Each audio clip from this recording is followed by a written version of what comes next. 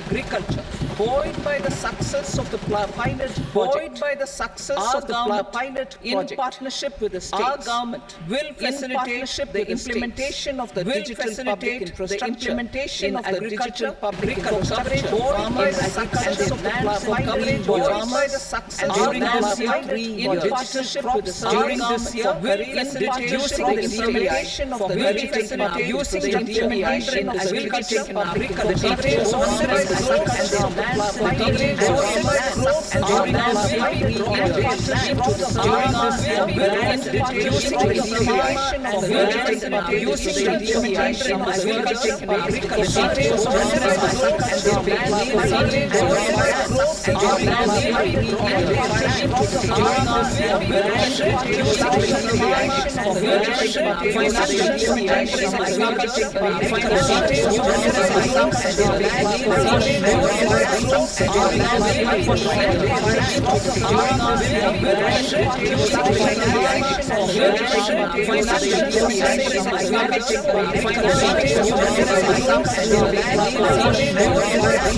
National cooperation policy.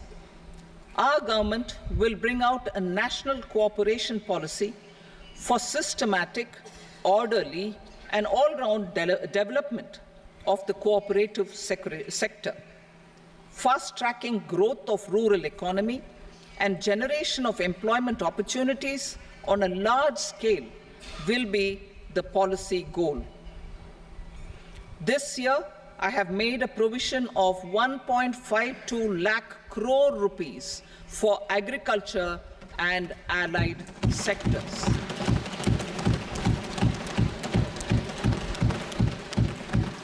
Priority 2, employment and skilling. Employment-linked incentive. Our government will implement following 3 schemes for employment-linked incentive as part of the Prime Minister's package. These will be based on enrollment in the EPFO and focus on recognition of first-time employees and support to employees and employers. Scheme A, first-timers. This scheme will provide 1 month wage to all persons newly entering the workforce in all formal sectors.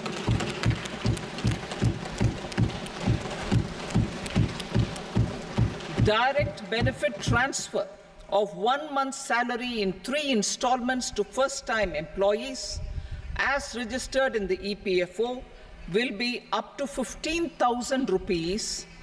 The eligibility limit will be a salary of 1 lakh per month. The scheme is expected to benefit 210 lakh youths. To first-time employees as registered in the EPFO will be up to 15,000 rupees. Job creation in manufacturing will be a salary of 1 lakh per month. Additional employment is expected in the manufacturing sector linked to the employment of first-time employees, and incentive will be provided in the EPFO specified will be up to 15,000 to the employee. Job creation in manufacturing with respect to the EPFO contribution per month. The first additional employment in the manufacturing sector. The scheme is linked to the employment of first-time employees, and incentive will be provided and their specified will be up to 15,000 to the employee. Job creation in manufacturing with respect to the scheme contribution per month. First additional employment in the manufacturing sector. The scheme is linked to the employment of first-time employees, and incentive will be provided. Employment within a salary of 1 lakh rupee per month will be counted. The government will reimburse to employers up to 3,000 rupees per month for 2 years towards the EPFO contribution for each additional employee. The scheme is expected to incentivize additional employment of 50 lakh persons.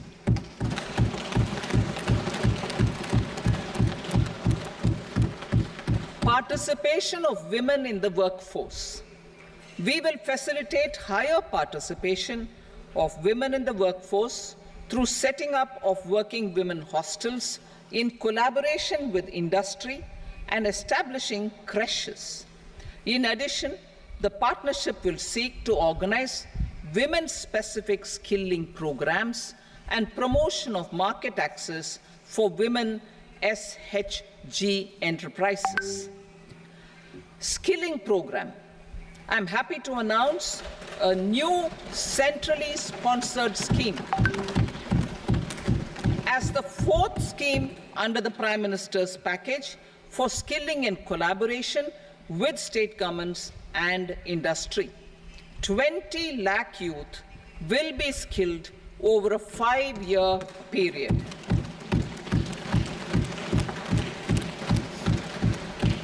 (1,000 industrial training institutes will be upgraded in hub and spoke arrangements with outcome orientation. Course content and design will be aligned to the skill needs of industry, and new courses will be introduced for emerging needs. Skilling loans. The model skill loan scheme will be revised to facilitate loans up to 7.5 lakh rupees with a guarantee from a government-promoted fund. This measure is expected to help 25,000 students every year.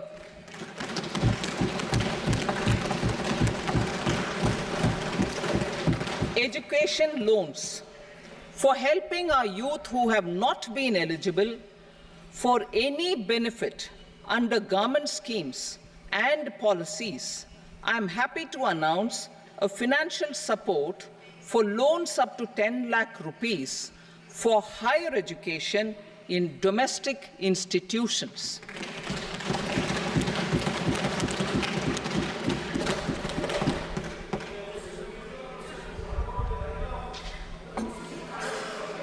E-vouchers for this purpose. E-vouchers for this purpose will be given directly to 1 lakh students every year for annual interest subvention of 3% of the loan amount. Priority 3, inclusive human resource development and social justice. Saturation approach. Our government is committed to all-round, all-pervasive and all-inclusive development of people, particularly farmers, youth, women, and the poor. For achieving social justice comprehensively, the saturation approach of covering all eligible people through various programs, including those for education and health, will be adopted to empower them by improving their capabilities. Implementation of schemes meant for supporting economic activities by craftsmen, artisans, self-help groups, scheduled caste, scheduled tribe, and women entrepreneurs and street vendors such as the PM Vishwakarma, PM Swanidhi, National Livelihood Missions, and Stand Up India will be stepped up. Purvodaya. The states in the eastern part of the country are rich in endowments and have strong cultural traditions. We will formulate a plan, Purvodaya, for the all-round development of the eastern region of the country, covering Bihar, Jharkhand, West Bengal, Odisha, and Andhra Pradesh.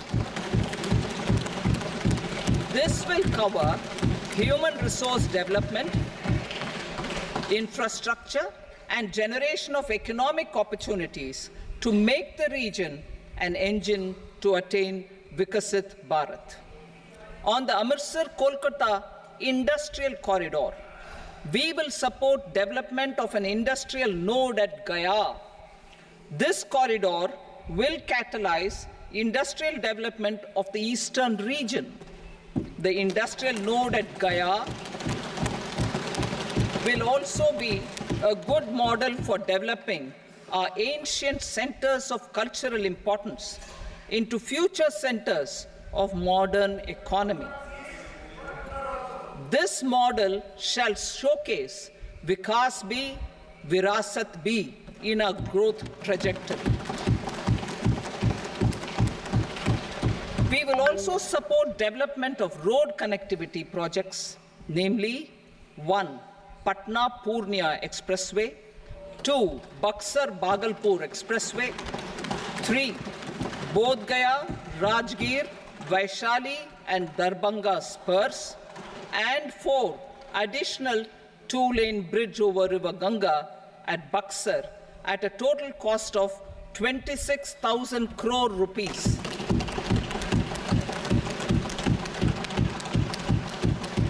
Power projects, including setting up of a new 2,400 megawatt power plant at Pir Painti, will be taken up at a cost of 21,400 crore rupees. New airports, medical colleges, and sports infrastructure in Bihar will be constructed. An additional allocation to support capital investments will be provided. The requests of Bihar government for external assistance from multilateral development banks will be expedited.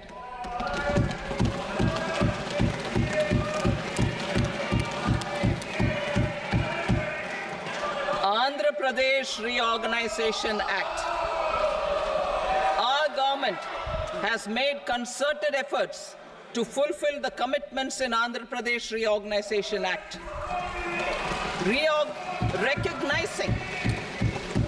Recognizing the state's need for the capital, recognizing the state's need for a capital, we will facilitate special financial support through multilateral development agencies.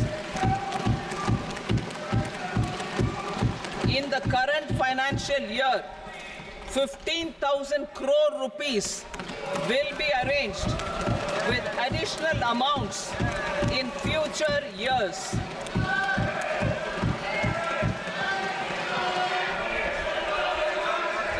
Our government is fully committed to financing and early completion of the Polavaram irrigation project, which is the lifeline for Andhra Pradesh and its farmers. This will facilitate our country's food security as well. Under the Andhra Pradesh Reorganization Act, for promoting industrial development, funds will be provided for essential infrastructure such as water, power, railways, and roads. In Kopparthi node on the Visakhapatnam-Chennai Industrial Corridor and Varavakal node on the Hyderabad-Bangalore Industrial Corridor. An additional allocation will be provided this year towards capital investment for economic growth. Grants for backward regions of Rayalaseema, Prakasham, North Coastal Andhra, as stated in the Act, will be provided. PM Awas Yojana.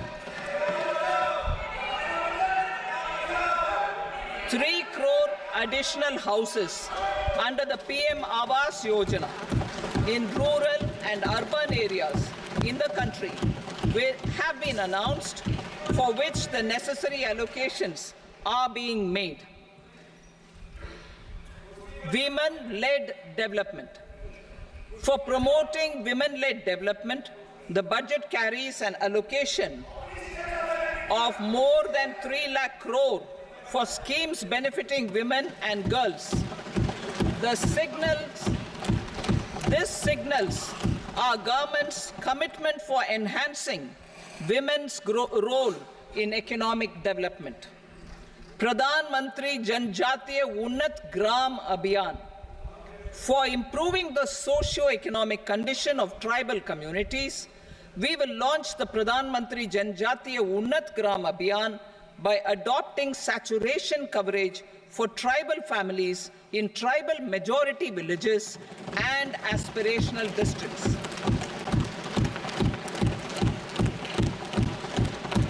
This will cover 63,000 villages, benefiting 5 crore tribal people. Bank branches in northeastern region. More than 100 branches of India Post Payment Bank will be set up in the northeast region to expand the banking services. This year, I have made a provision of 2.66 lakh crore rupees for rural development, including rural infrastructure. Priority 4, manufacturing and services, support for promotion of MSMEs. This budget provides special attention to MSMEs and manufacturing, particularly labor-intensive manufacturing. We have formulated a package covering financing, regulatory changes, and technology support for MSMEs to help them grow and also compete globally, as mentioned in the interim budget. I am happy to announce the following specific measures. Credit guarantee scheme for MSMEs in the manufacturing sector. For facilitating term loans to MSMEs for purchase of machinery and equipment without collateral or third-party guarantee, a credit guarantee scheme will be introduced. The scheme will operate on pooling of credit risks of such MSMEs.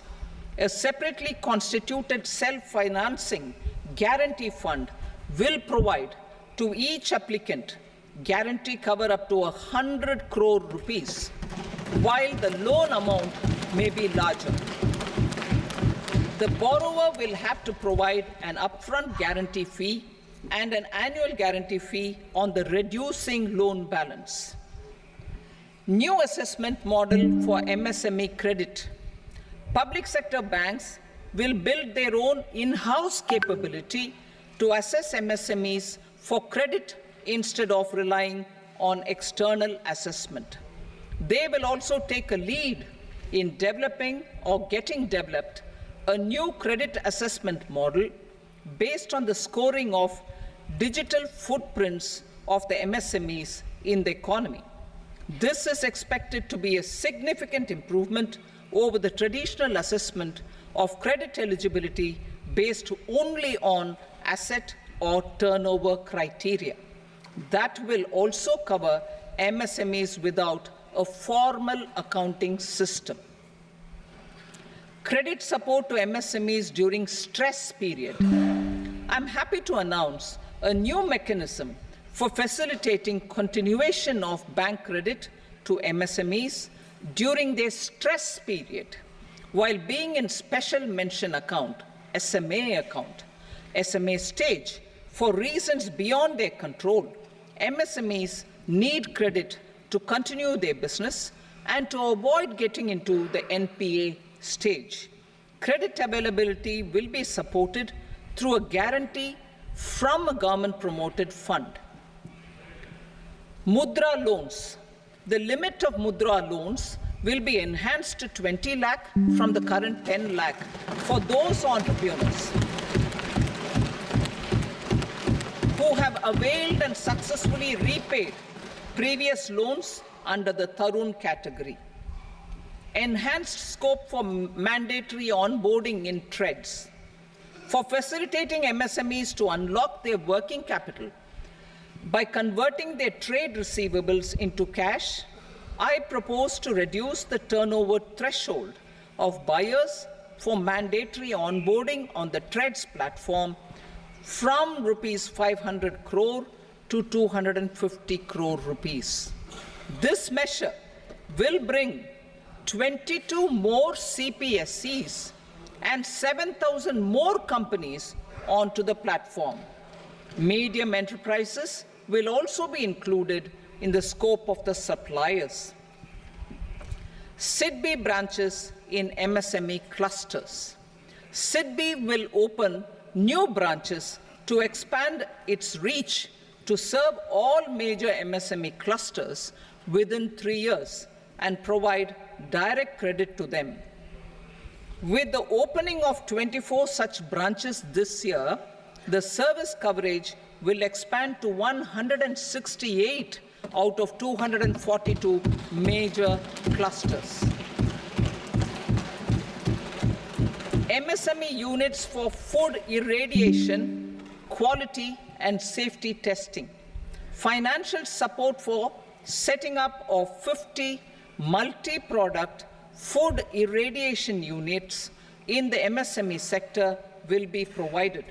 Setting up of 100 food quality and safety testing labs with NABL accreditation will be facilitated. E-commerce export hubs to enable MSMEs and traditional artisans to sell their products in international markets. E-commerce export hubs will be set up in public-private partnership mode.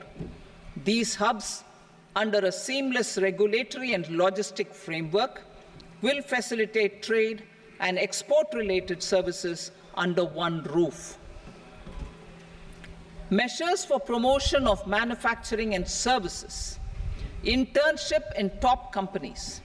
As the fifth scheme under Prime Minister's package, our government will launch a comprehensive scheme for providing internship opportunities in 500 top companies to 1 crore youth in 5 years.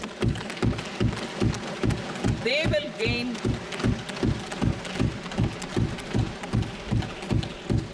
will gain exposure for 12 months to real-life business environment, varied professions, and employment opportunities. An internship allowance of 5,000 per month, 5,000 rupees per month, along with a one-time assistance of 6,000 rupees will be provided. Companies will be expected to bear the training cost and 10% of their internship cost from their CSR funds. Industrial parks. Our government will facilitate development of investment-ready, plug-and-play industrial parks with complete infrastructure in or near 100 cities in partnership with the states and private sector by better using town planning schemes. 12 industrial parks under the National Industrial Corridor Development Program also will be sanctioned.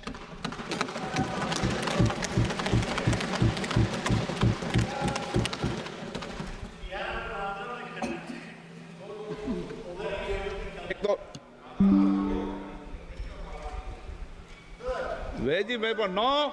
Please, Petty.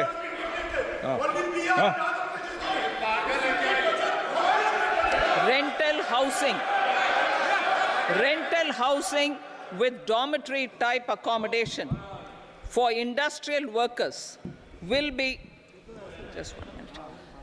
Rental housing, I repeat, rental housing with dormitory type accommodation for industrial workers will be facilitated in PPP mode with VGF support and commitment from anchor industries. Shipping industry, ownership, leasing, and flagging reforms will be implemented to improve the share of Indian shipping industry and generate more employment. Critical mineral mission. We will set up a critical mineral mission for domestic production, recycling of critical minerals, and overseas acquisition of critical mineral assets. Its mandate will include technology development, skilled workforce, extended producer responsibility framework, and a suitable financing mechanism. Offshore mining of minerals. Our government will launch the auction of the first tranche of offshore blocks for mining, building on the exploration already carried out. Digital public infrastructure applications. Turning to the services sector, I propose development of DPI applications at population scale for productivity gains business opportunities, and innovation by the private sector. These are planned in the areas of credit, e-commerce, education, health, law and justice, logistics, MSME service delivery, and urban governance. Integrated technology platform for IBC ecosystem. An integrated technology platform will be set up for improving the outcomes under the Insolvency Bankruptcy Code for achieving consistency, transparency, timely processing, and better oversight for all stakeholders. Voluntary closure of LLPs. The services of the Center for Processing Accelerated Corporate Exit, CPACE, will be extended for voluntary closure of LLPs to reduce the closure times. National Company Law Tribunals. The IBC has resolved more than 1,000 companies, resulting in direct recovery of 3.3 lakh crore to creditors. 3.3 lakh crore rupees to creditors. In addition, 28,000 cases involving over 10 lakh crore rupees have been disposed of even prior to admission. Appropriate changes to the IBC, reforms and strengthening of the tribunal and appellate tribunals will be initiated to speed up insolvency resolution. Additional tribunals will be established. Out of those, some will be notified to decide cases exclusively under the Companies Act. Debt recovery. Steps for reforming and strengthening debt recovery tribunals will be taken. Additional tribunals will be established to speed up recovery. Priority 5, urban development. Cities as growth hubs. Working with states, our government will facilitate development of cities as growth hubs. This will be achieved through economic and transit planning and orderly development of peri-urban areas utilizing town planning schemes. Creative redevelopment of cities. For creative brownfield redevelopment of existing cities with a transformative impact, our government will formulate a framework for enabling policies, market-based mechanisms, and regulation. Transit-oriented development. Transit-oriented development plans for 14 large cities with a population above 30 lakh will be formulated, along with an implementation and financing strategy. Urban housing. Under the PM Awas Yojana, Urban 2.0, housing needs of 1 crore urban poor and middle-class families will be addressed with an investment of 10 lakh crore rupees. This will include the central assistance of 2.2 lakh crore rupees in the next 5 years. A provision of interest subsidy to facilitate loans at affordable rates is also envisaged. In addition, enabling policies and regulations for efficient and transparent rental housing markets with enhanced availability will also be put in place. Water supply and sanitation. In partnership with state governments and multilateral development banks, we will promote water supply, sewage treatments, and solid waste management projects and services for 100 large cities through bankable projects. These projects will also envisage use of treated water for irrigation and filling up of tanks in nearby areas. Street markets.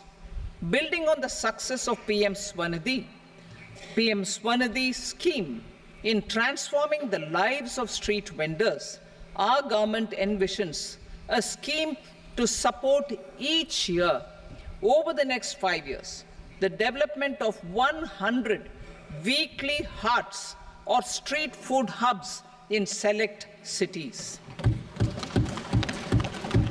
Stamp duty. We will encourage states which continue to charge high stamp duty to moderate the rates for all, and also consider further lowering duties for properties purchased by women. This reform will be made an essential component of urban development schemes. Priority 6, energy security, energy transition. In the interim budget, I had announced our strategy to sustain high and more resource-efficient economic growth, along with the energy security in terms of availability, accessibility, and affordability. We will bring out a policy document on appropriate energy transition pathways that balances the imperatives of employment, growth, and environmental sustainability. PM Surya Ghar Muft Bijli Yojana. PM Surya Ghar Muft Bijli Yojana. In line with the announcement in the interim budget,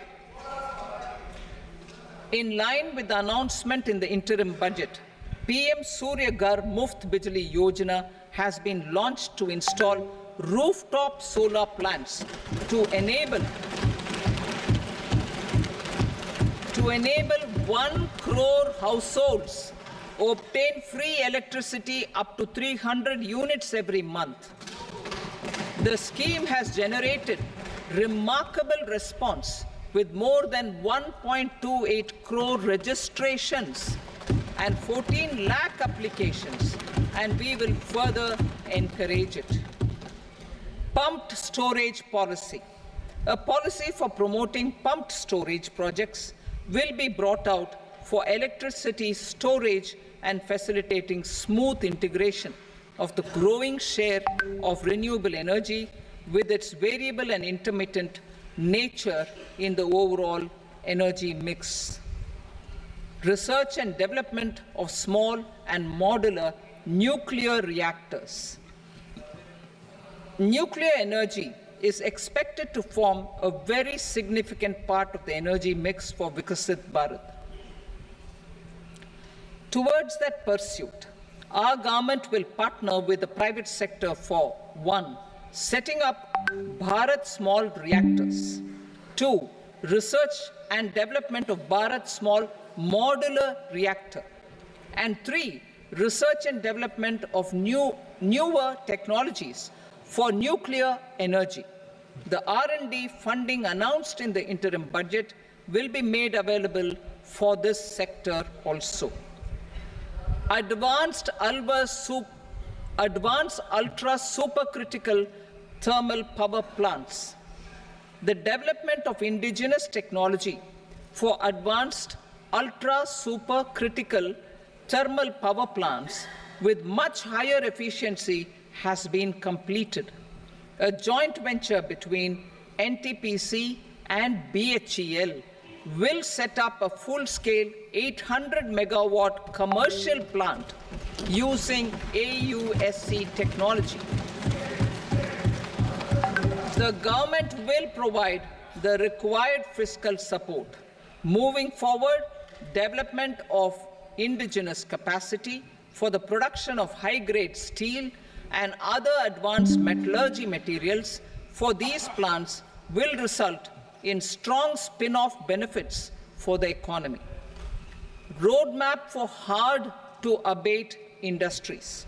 A roadmap for moving the hard-to-abate industries from energy efficiency targets to emission targets will be formulated. Appropriate regulations for transition of these industries from the current perform, achieve, and trade mode to Indian carbon market mode will be put in place. Support to traditional micro and small industries. An investment-grade energy audit of traditional micro and small industries in 60 clusters, including brass and ceramic, will be facilitated.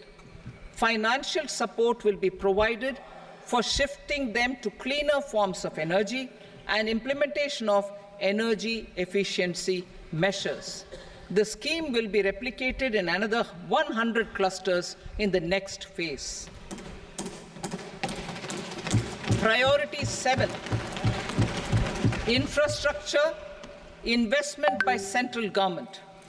Significant investment the central government has made over the years in building and improving infrastructure has had a strong multiplier effect on the economy.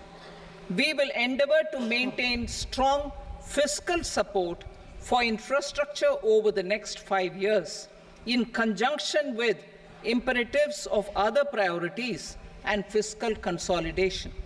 This year, I have provided 11,11,111 crore rupees for capital expenditure. This would be 3.4% of our GDP. Infrastructure investment by state governments. We will encourage states to provide support of similar scale for infrastructure, subject to their development priorities. A provision of 1.5 lakh crore rupees for long-term interest-free loans have been made this year also to support the states in their resource allocation. Private investment in infrastructure. Investment in infrastructure by private sector will be promoted through viability gap funding and enabling policies and regulations. A market-based financing framework will be brought out. Pradhan Mantri Gram Sadak Yojana, Phase 4 of the PMGSY will be launched to provide all-weather connectivity to 25,000 rural habitations, which have become eligible in view of their population increase. Irrigation and flood mitigation. Bihar has frequently suffered from floods, many of them originating outside the country. Plans to build flood control structures in Nepal are yet to progress. Our government, through the Accelerated Irrigation Benefit Program and other sources, will provide financial support for projects with estimated cost of 11,500 crore rupees, such as the Kosi-Michi intra-state link and 20 other ongoing and new schemes, including barrages, river pollution abatement, and irrigation projects. In addition, survey and investigation of Kosi-related flood mitigation and irrigation projects will be undertaken.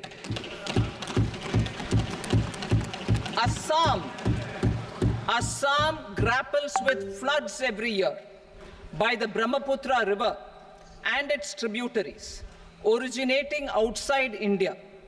We will provide assistance to Assam for flood management and related projects.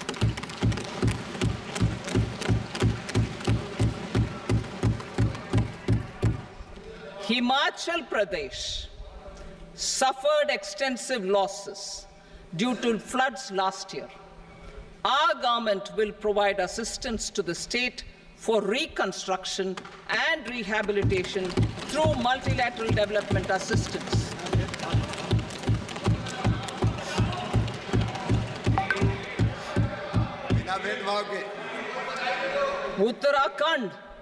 Uttarakhand too suffered losses due to cloudbursts and massive landslides.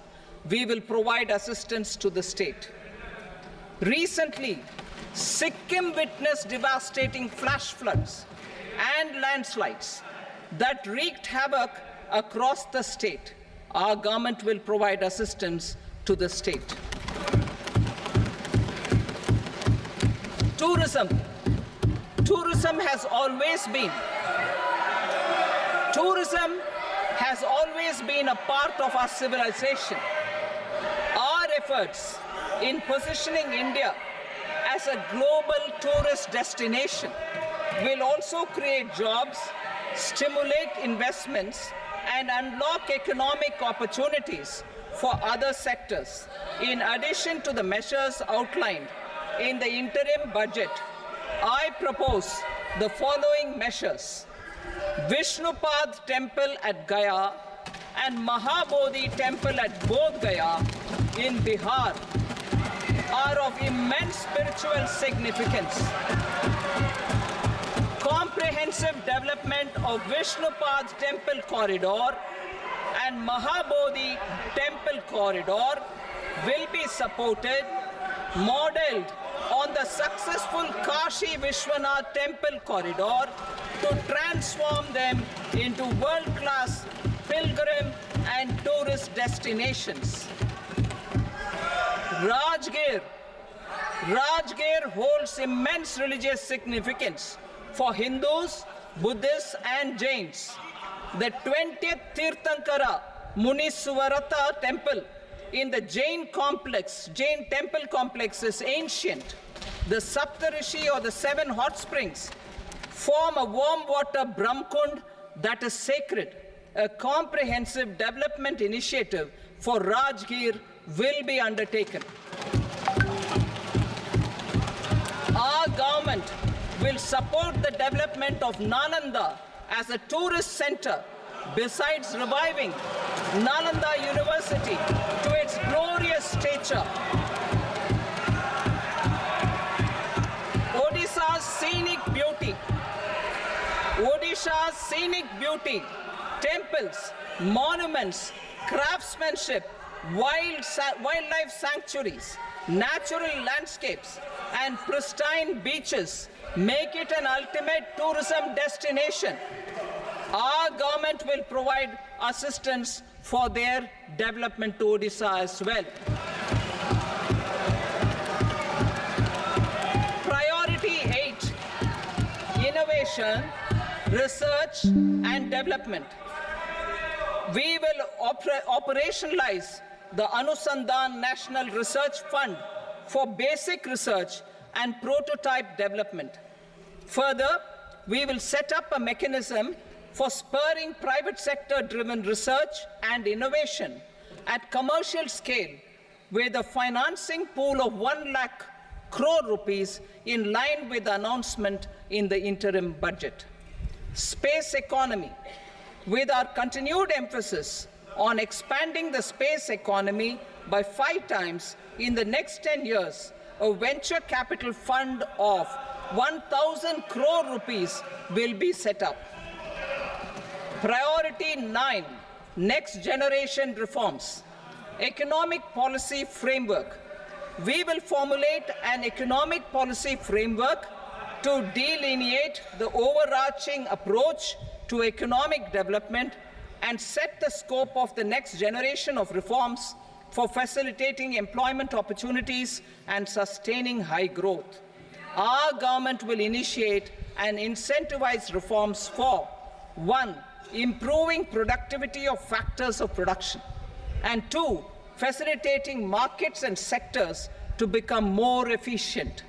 These reforms will cover all factors of production, namely land, labor, capital, and entrepreneurship, and technology as an enabler of improving total factor productivity and bridging inequality.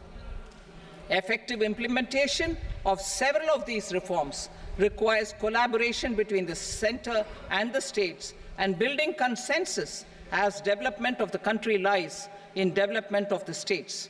For promoting competitive federalism and incentivizing states for faster implementation of reforms, I propose to earmark a significant part of the 50-year interest-free loan. Working with the states, we will initiate the following reforms.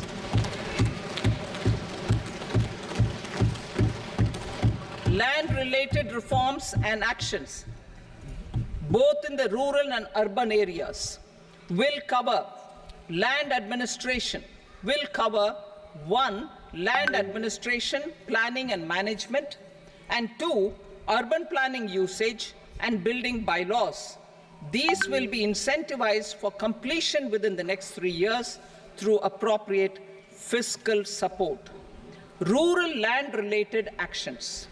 Rural land-related actions will include 1.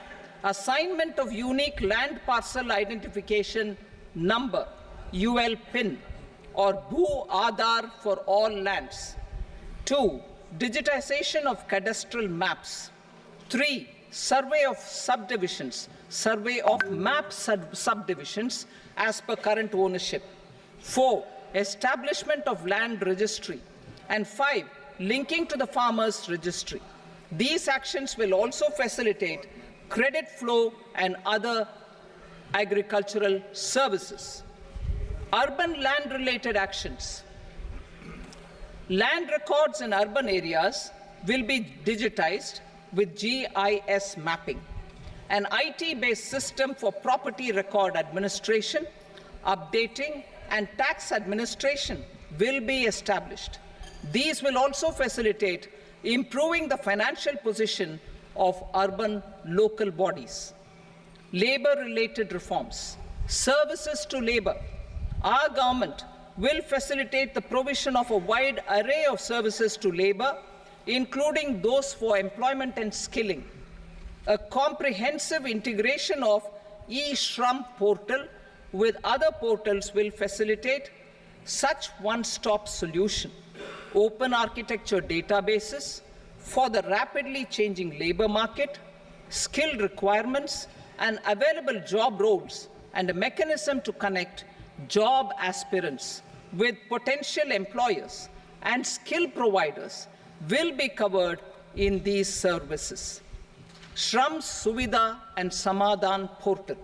Shram Suvidha and Samadhan portal will be revamped to enhance ease of compliance for industry and trade. Capital and entrepreneurship related reforms, financial sector vision and strategy. For meeting financing needs of the economy, our government will bring out a financial sector vision and strategy document to prepare the sector in terms of size, capacity, and skills. This will set the agenda for the next 5 years and guide the work of the government, regulators, financial institutions, and market participants. Taxonomy for climate finance. We will develop taxonomy for climate finance for enhancing the availability of capital for climate adaptation and mitigation. This will support achievement of the country's climate commitments and green transition. Variable capital company structure. We will seek the required legislative approval for providing an efficient and flexible mode for financing leasing of aircrafts and ships and pooled funds of private equity through a variable company structure. Foreign direct investments and overseas investment. The rules and regulations for foreign direct investment and overseas investments will be simplified to 1. Facilitate foreign direct investments, 2. Nudge prioritization, and 3. Promote opportunities for using Indian rupee as a currency for overseas investment. NPS Vatsalya. NPS Vatsalya, a plan for contribution by parents and guardians for minors, will be started. On attaining the age of majority, the plan can be converted seamlessly into a normal NPS account. Use of technology. We have successfully used technology for improving productivity and bridging inequality in our economy during the past 10 years.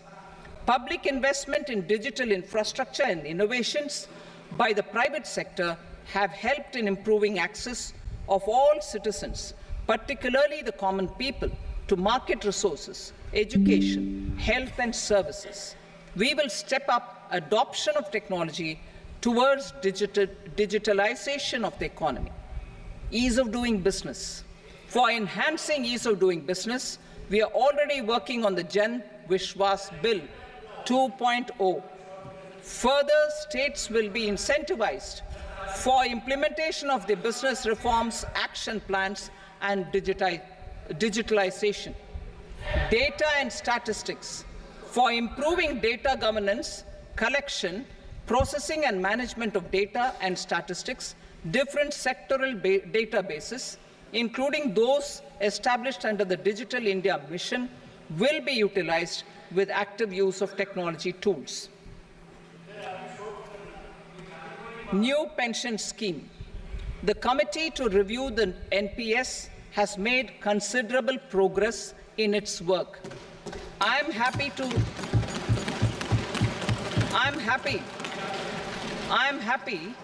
that the staff side of the National Council of the Joint Consultative Machinery for Central Government Employees has taken a constructive approach. A solution will be evolved which addresses the relevant issues while maintaining fiscal prudence to protect the common citizens. Budget estimates for 24-25.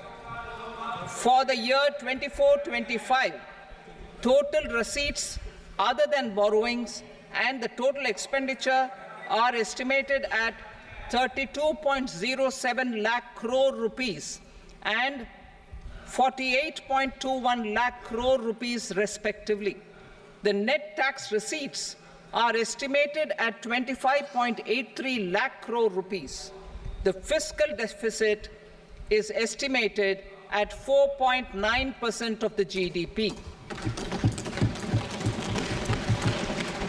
The gross and the net market borrowings through dated securities during 24-25 are estimated at 14.01 lakh crore rupees and 11.63 lakh crore rupees respectively. Both will be less than that in 23-24. The fiscal consolidation path announced by me in 2021 has served our economy very well, and we aim to reach the deficit below 4.5% next year. The government is committed to staying the course. From 2026-27 onwards, our endeavor will be to keep the fiscal deficit each year such that the central government's debt will be on a declining path as percentage of GDP. I will now move to Part B.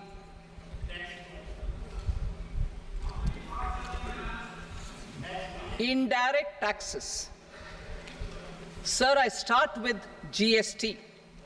It has decreased tax incidence on the common man, reduced compliance burden and logistics cost for trade and industry, and enhanced revenues of the central and the state governments. It is a success of vast proportions. To multiply the benefits of GST, we will strive to further simplify and rationalize the tax structure and endeavor to expand it to the remaining sectors. My proposals for customs duties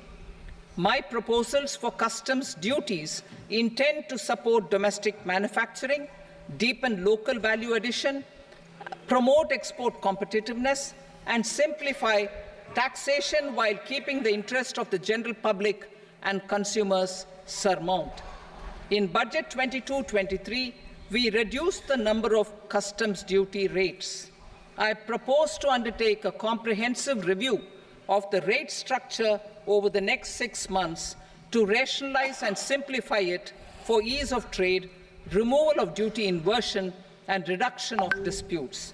I shall now take up sector-specific customs duty proposals. Medicine and medical equipments.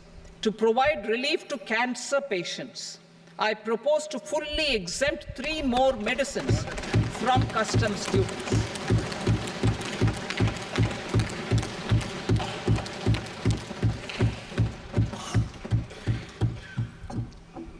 I also propose changes in the BCD on X-ray tubes and flat panel detectors for use in medical X-ray machines under the phased manufacturing program so as to synchronize them with the domestic capacity addition. Mobile phone and related parts.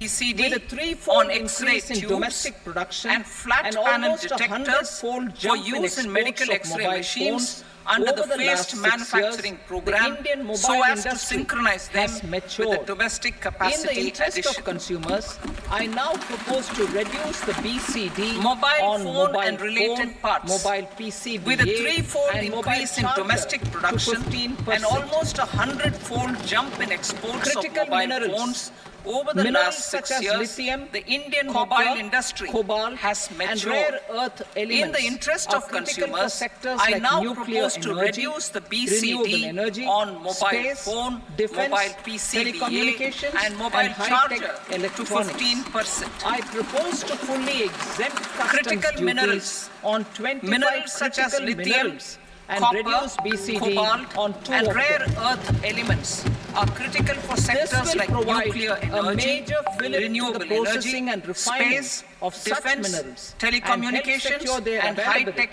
for these electronics. strategic and I important propose sectors. to fully exempt customs Solar duties on energy. 25 critical Energy minerals transition and is reduce critical in the BCD fight on against 2 climate of them. change. To support energy transition, This will I provide propose to a expand major the list fillip of to the processing and exempted refining capital goods of such minerals for use in and the help manufacture secure of their solar availability cells for these and panels strategic and in the important country. sectors. Further, in view Solar of sufficient energy. domestic manufacturing Energy capacity transition of is solar critical in gas, the fight against glass, climate and change. tinned To copper support energy interconnect, transition, I propose not to expand the list of exemption of custom exempted duties capital goods provided to them. for use in the manufacture of solar Marine cells products. and India's panels in the seafood country. exports in the last Further, financial year in view of touched sufficient an domestic all-time manufacturing high of more capacity than of solar gas, 60,000 crores glass, of rupees. and tinned copper Frozen shrimp interconnect, accounted for I propose about not to 2/3 of extend these exports. the exemption of To custom enhance their duties provided to competitiveness, them.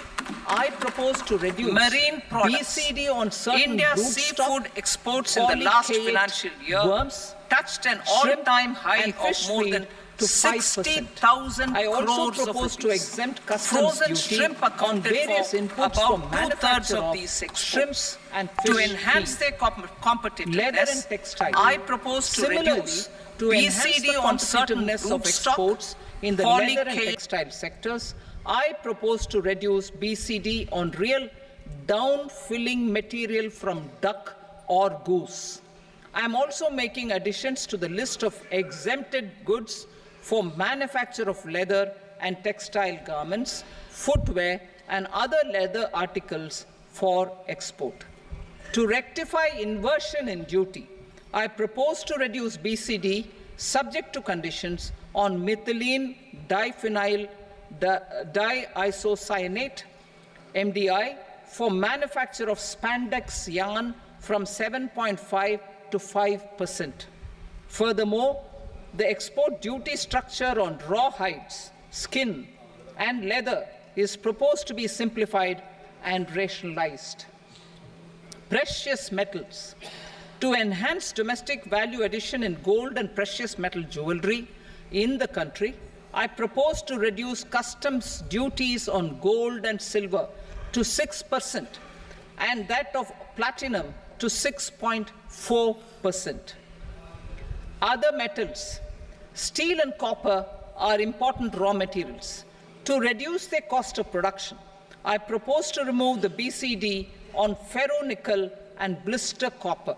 I am also continuing with nil BCD on ferrous scrap and nickel cathode and concessional BCD of 2.5% on copper scrap.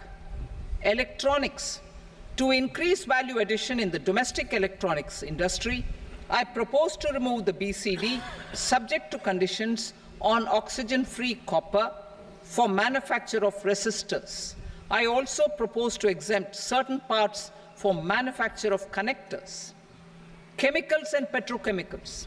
To support existing and new capacities in the pipeline, I propose to increase the BCD on ammonium nitrate from 7.5% to 10%. Plastics. PVC flex banners are non-biodegradable and hazardous for environment and health. To curb their imports, I propose to raise the BCD on them from 10 to 25%. Telecommunication equipment. To incentivize domestic manufacturing, I propose to increase the BCD from 10 to 15% on PCBA of specified telecom equipment. Trade facilitation. To promote domestic aviation and boat and ship MRO, I propose to extend the period for export of goods imported for repairs from 6 months to 1 year. I'll read that again. To promote domestic aviation and boat and ship maintenance, repair and operations, I propose to extend the period for export of goods imported for repairs from 6 months to 1 year. In the same vein, I propose to extend the time limit for re-import of goods for repairs under warranty from 3 to 5 years. I now move to direct taxes. We will continue our efforts to simplify taxes, improve taxpayer services, provide tax certainty, and reduce litigation while enhancing revenues for funding the development and welfare schemes of the government. It has been our endeavor to simplify taxation. We have taken a number of measures in the last few years, including introduction of simplified tax regimes without exemptions and deductions for corporate tax and for personal income tax. This has been appreciated by taxpayers. 58% of corporate tax came from the simplified tax regime in the financial year 22-23.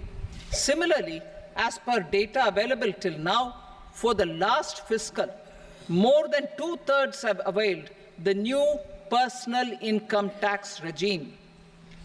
Comprehensive review of the Income Tax Act. I am now announcing a comprehensive review of the Income Tax Act 1961. The purpose is to make the Act concise, lucid, easy to read and understand. This will reduce disputes and litigation, thereby providing tax certainty to the taxpayers. I will also bring down the demand embroiled in litigation. It is proposed to be completed in 6 months. A beginning is being made in the Finance Bill by simplifying the tax regime for charities, TDS rate structures, provisions of reassessment and such provisions, and capital gains taxation. Simplification for charities and TDS. Two tax exemption regimes. The two tax exemption regimes for charities are proposed to be merged into one. The 5% TDS rate on many payments is being merged into the 2% TDS rate, and the 20% TDS rate on repurchase of units by mutual funds or UTI is being withdrawn. TDS rate on e-commerce operators is proposed to be reduced from 1 to 0.1%. Moreover, credit of TCS is proposed to be given in the TDS to be deducted on salary. Further, I propose to decriminalize delay for payment of TDS up to the due date of filing statement for the same. I also plan to provide a standard operating procedure for TDS defaults and simplify and rationalize the compounding guidelines for such defaults. Simplification of reassessment. I propose to thoroughly simplify the provisions for reopening and reassessment. An assessment hereinafter can be reopened beyond 3 years from the end of the assessment year only if the escaped income is 50 lakh rupees or more, up to a maximum period of 5 years from the end of the assessment year.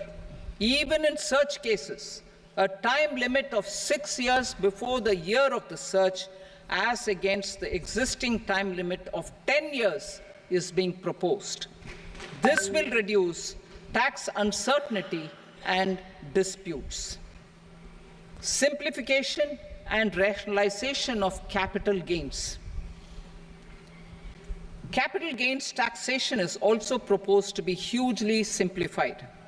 Short-term gains on certain financial assets shall henceforth attract a tax rate of 20%, while that on all other financial assets and all non-financial assets shall continue to attract the applicable tax rate.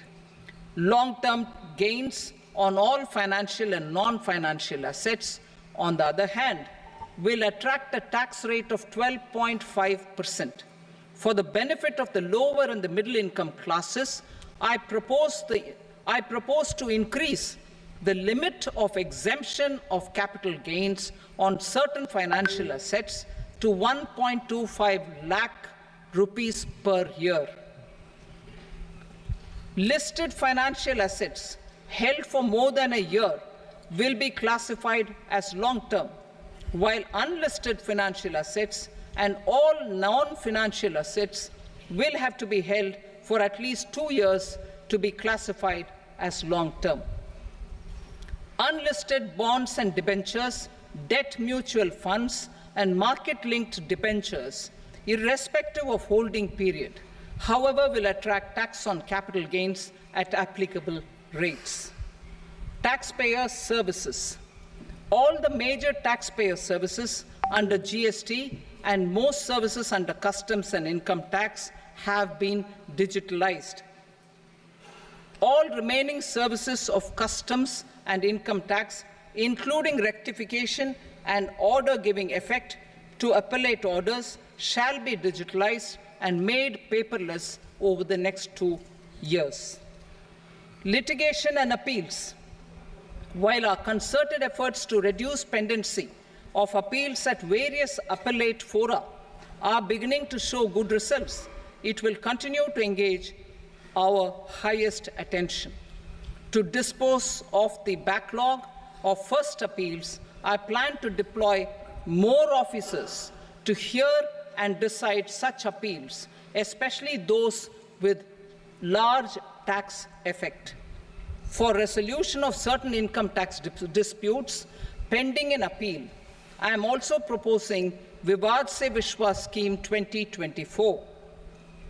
Further, I propose to increase monetary limits for filing appeals related to direct taxes, excise, and service tax in the tax tribunals, high courts, and Supreme Court to 60 lakh rupees, 2 crore rupees, and 5 crore respectively. With a view to reduce litigation and provide certainty in international taxation, we will expand the scope of safe harbor rules and make them more attractive. We will also streamline the transfer pricing assessment procedure. Employment and investment. I have a few proposals to promote investment and foster employment. First of all, to bolster the Indian startup ecosystem, boost the entrepreneurial spirit, and to support innovation,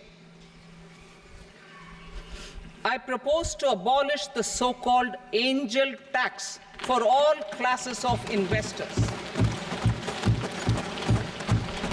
Second, there is tremendous potential for cruise tourism in India.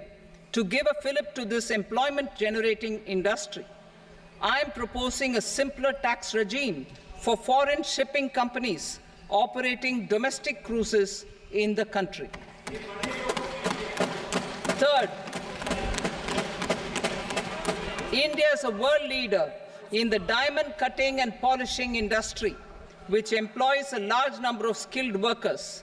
To further promote the development of this sector, we would provide for safe harbor rates for foreign mining companies selling raw diamonds in the country. Fourth, to attract foreign capital for our development needs, I propose to reduce the corporate tax rate on foreign companies from 40 to 35%. Deepening the tax base. I have a couple of proposals for deepening the tax base. First, security transaction tax on futures and options of securities is proposed to be increased to 0.02% and 0.1% respectively. Second, for reasons of equity, I propose to tax income received on buyback of shares in the hands of recipients. Other proposals: to improve social security benefits, deduction of expenditure by employers towards NPS is proposed to be increased from 10 to 14% of the employee's salary. Similarly, deduction of this expenditure up to 14% of salary from the income of employees in private sector, public sector banks and undertakings opting for the new tax regime is proposed to be provided.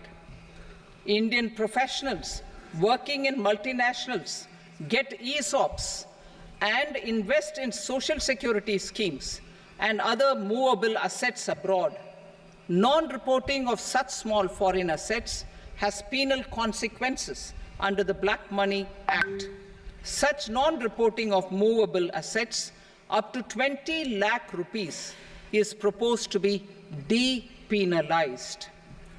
Other major proposals in the finance bill relate to withdrawal of equalization levy of 2%, expansion of tax benefits to certain funds and entities in IFSCs, and immunity from penalty and prosecution to Benamidar on full and true disclosure so as to improve conviction under the Benami Transaction Prohibition Act 1988. Personal income tax. Coming to personal income tax rates, I have two announcements to make for those opting for the new tax regime. First, the standard deduction for salaried employees is proposed to be increased from 50,000 to 75,000 rupees.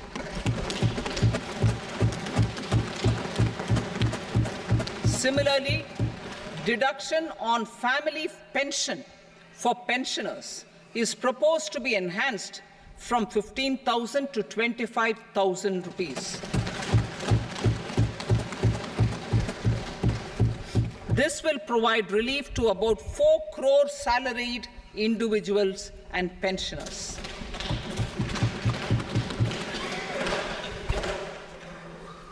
Second, in the new tax regime, the tax rate structure is proposed to be revised as follows: 0 to 3 lakh rupees, nil; 3 to 7 lakh rupees, 5%; 7 to 10 lakh rupees, 10%; 10 to 12 lakh rupees, 15%; 12 to 15 lakh rupees, 20%; and above 15 lakh rupees, 30%.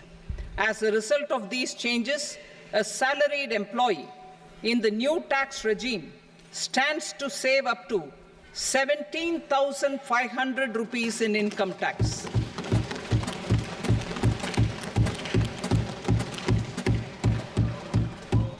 Apart from these, I am also making some other changes as given in the annexure.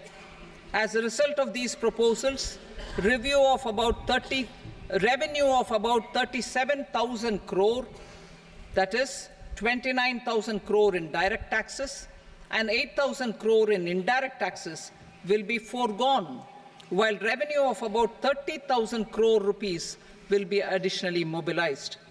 Thus, the total revenue foregone is about 7,000 crores annually. Mr. Speaker, sir, with this, I commend the budget to this august House. Jai Hind.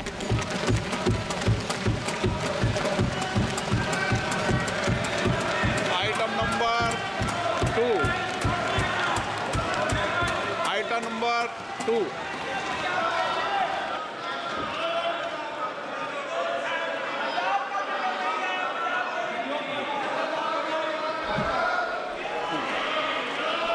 Sir, with your permission, I rise to lay on the table the following statements under Section 3 of the Fiscal Responsibility and Budget Management, FRBM Act 2003, medium-term fiscal policy cum fiscal policy strategy statement, and macroeconomic framework statement.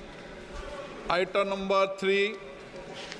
Sir, with your permission, I rise to move for leave to introduce the Finance Number 2 Bill 2024. प्रश्न ये कि विधेयक को पुनर्स्थापित करने की अनुमति प्रदान की जाए। जो सदस्य इसके पक्ष में हाँ कहें, जो सदस्य विरोध में ना कहें। मेरे विचार में निर्णय हाँ वालों के पक्ष में अनुमति प्रदान की जाती है। माननीय मंत्री जी, अब विधेयक पुनर्स्थापित करें। Sir, I introduce the bill. Item number 4. The Union Territory of Jammu and Kashmir budget. Sir, I rise to present a statement, Hindi and English versions, of the estimated receipts and expenditure of the Union Territory of Jammu and Kashmir for the year 24-25. सभा की कार्रवाई कल बुधवार दिनांक 24 जुलाई 2024 को प्राप्त 11 बजे तक के लिए स्थगित की जाती है।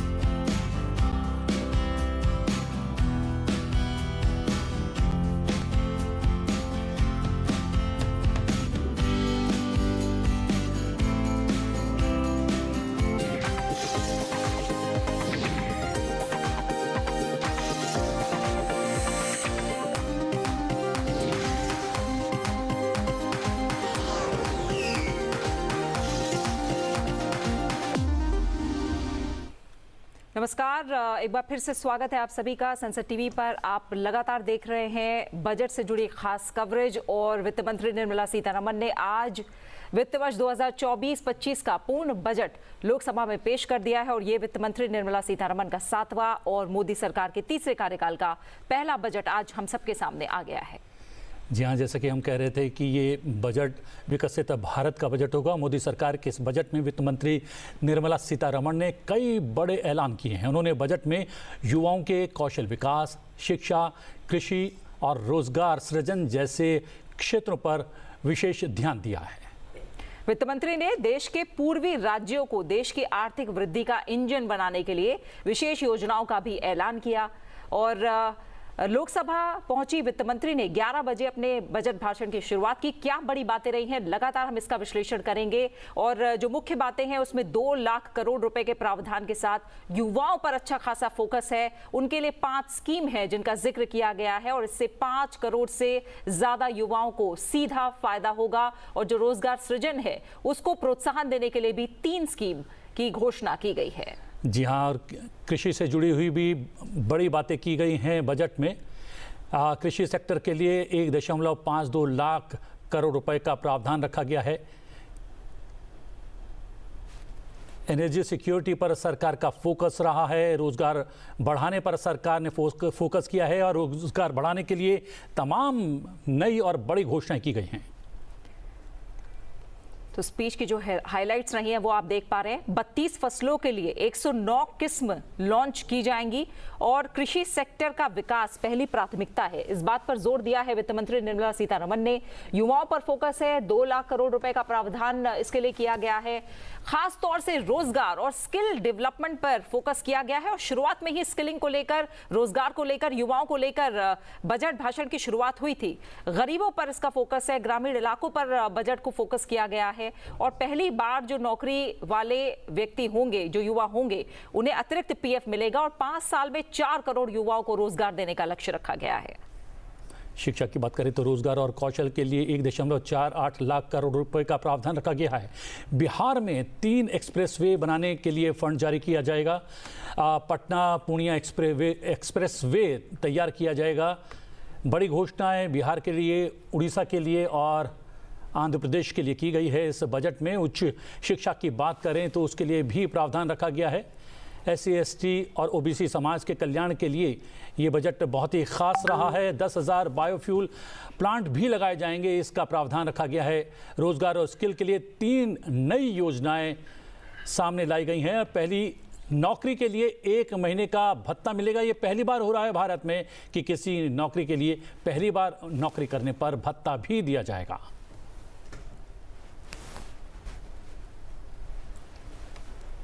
तो तमाम बड़ी बातें लगातार आप टीवी स्क्रीन पर देख पा रहे हैं। हमारे साथ खास मेहमान भी जुड़े हुए हैं। आनंद सिंह बहल जी जुड़े हुए हैं हमारे साथ, जो कि फॉर्मर प्रिंसिपल इकोनॉमिक एडवाइजर हैं। आपका बहुत बहुत स्वागत है आनंद सिंह जी। बजट पर पहला रिएक्शन आपका, क्या कहेंगे? ये बजट मोदी सरकार 3.0 का पहला बजट है एंड जैसा कि हमें अनएक्सपेक्टेड लाइंस था, ये बहुत ही महत्वपूर्ण बजट है। जो उन्होंने इंटरिम बजट में ब्रॉड दायरा रखा था उसको कंसोलिडेट किया है एंड जो देश के सामने बड़ी बड़ी मुद्दे हैं, सबसे important employment, agriculture, MSME sector, along expected lines, उस पर सरकार ने काफ़ी जोर दिया है एंड इस पे भारत की इकॉनमी पे इसका बहुत ही अच्छा असर पड़ेगा और जो हमारी इकॉनमी पूरे देश विदेश में इतना अच्छा काम कर रही है, इतना रेजिलियंस कर रही है, उन सब चीज़ों को देखते हुए ये भारत सरकार ने बहुत ही अच्छा बोल्ड बजट पेश किया है एंड इससे हमारे GDP ग्रोथ पे, हमारे इंक्लूसिव ग्रोथ पे बहुत ही अच्छा असर पड़ेगा। खाली रोजगारी नहीं, हम देख रहे हैं कि युवाओं की शिक्षा, उच्च शिक्षा पर भी खासा जोर दिया गया है। अगर बात करें तो बजट में युवाओं के लिए 2 लाख करोड़ का प्रावधान रखा गया है, जिसमें शिक्षा, रोजगार, कौशल विकास के लिए 1.48 लाख करोड़ का प्रावधान रखा गया है। हाँ, कौशल विकास तो बहुत ही इम्पोर्टेंट मुद्दा है अब हमारे देश के लिए। हमें सब मालूम है कि भारत में लेबर सप्लाई इतनी ज़्यादा है, बट कई बार वो कौशल हमें नहीं मिलता है। सो इतने लोग, इतने युवा होते हुए भी, इतने काम करने वाले होते हुए भी अक्सर हमारे फैक्ट्री वाले कंप्लेन करते हैं कि हमें वो कौशल नहीं मिल रहा है। तो ये जो हमारी कौशल मंत्रालय है, जो हमारे कौशल के रेगुलेटर्स हैं, ये सब इस पे लगे हुए हैं और इस बजट में खास करके बहुत बड़ा जोर दिया गया है कि ये कौशल, इनकी कौशल में वृद्धि हो एंड इनसे केवल उन्हें नौकरी ही ना मिले बट सस्टेनेबल नौकरी मिले। एक तो होती है कि छोटी मोटी आपको नौकरी मिल गई एमएसएमई सेक्टर में, पर उससे आपका काम नहीं चलता है। बट कौशल के बाद आपको जो नौकरी मिलेगी वो will be at a much more comfortable level and वो आपके लिए सस्टेनेबल होगा। रोजगार की बात करें तो एक टारगेट भी सेट किया गया है 4 करोड़ नौकरियां या रोजगार देने का। ये बहुत ही इम्पोर्टेंट टारगेट है एंड जैसा हमें मालूम है सरकार के साथ एक बार जो टारगेट सेट होता है वो फिर अचीव भी होता है। इस सरकार की ये बहुत ही बड़ी उपलब्धि रही है कि जो वो अनाउंस करती है उसको मॉनिटर करती है। इंटर मिनिस्ट्रियल मीटिंग्स होते हैं और ज़रूरत पड़ने पे खुद प्रधानमंत्री वो मीटिंग्स लेते हैं। आई एम श्योर ये टारगेट सेट होगा एंड ये देश के लिए बहुत ही अहम, बहुत ही अच्छी बात है। और स्किलिंग के बाद, युवाओं के बाद जिक्र था सीधा एमएसएमई का, जिसके लिए हम देख रहे हैं कि लोन का भी दायरा बढ़ाया गया है और तमाम बड़े स्टेप्स हैं जो इस बजट के जरिए हमें देखने को मिलेंगे। अब क्या लग रहा है, एमएसएमई सेक्टर जो बड़े पुश की मांग कर रही थी, अब उससे अब कितना बड़ा बदलाव होता देखेंगे हम? ये एमएसएमई सेक्टर तो हमें सबको मालूम ही है, बहुत ही अहम सेक्टर है भारत के लिए। अब ऑर्गेनाइज सेक्टर तो हमारा केवल 6-7% एम्प्लॉयमेंट होता है।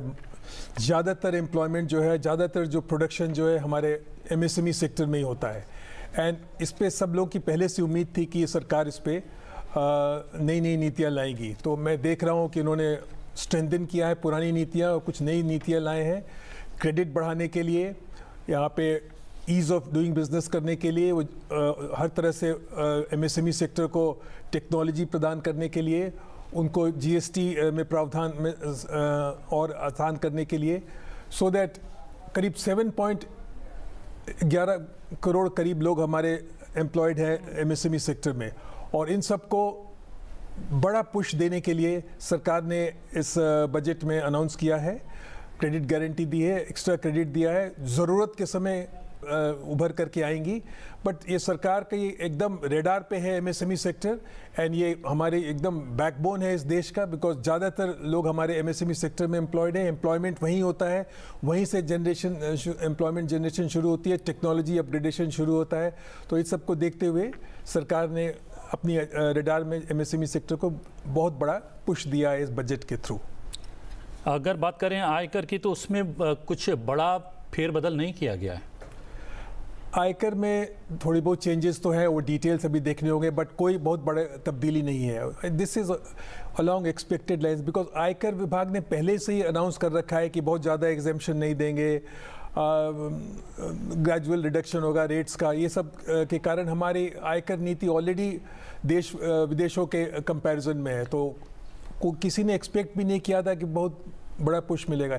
एंजल टैक्स हटाया है उन्होंने, दैट इज़ इम्पॉर्टेंट अनाउंसमेंट।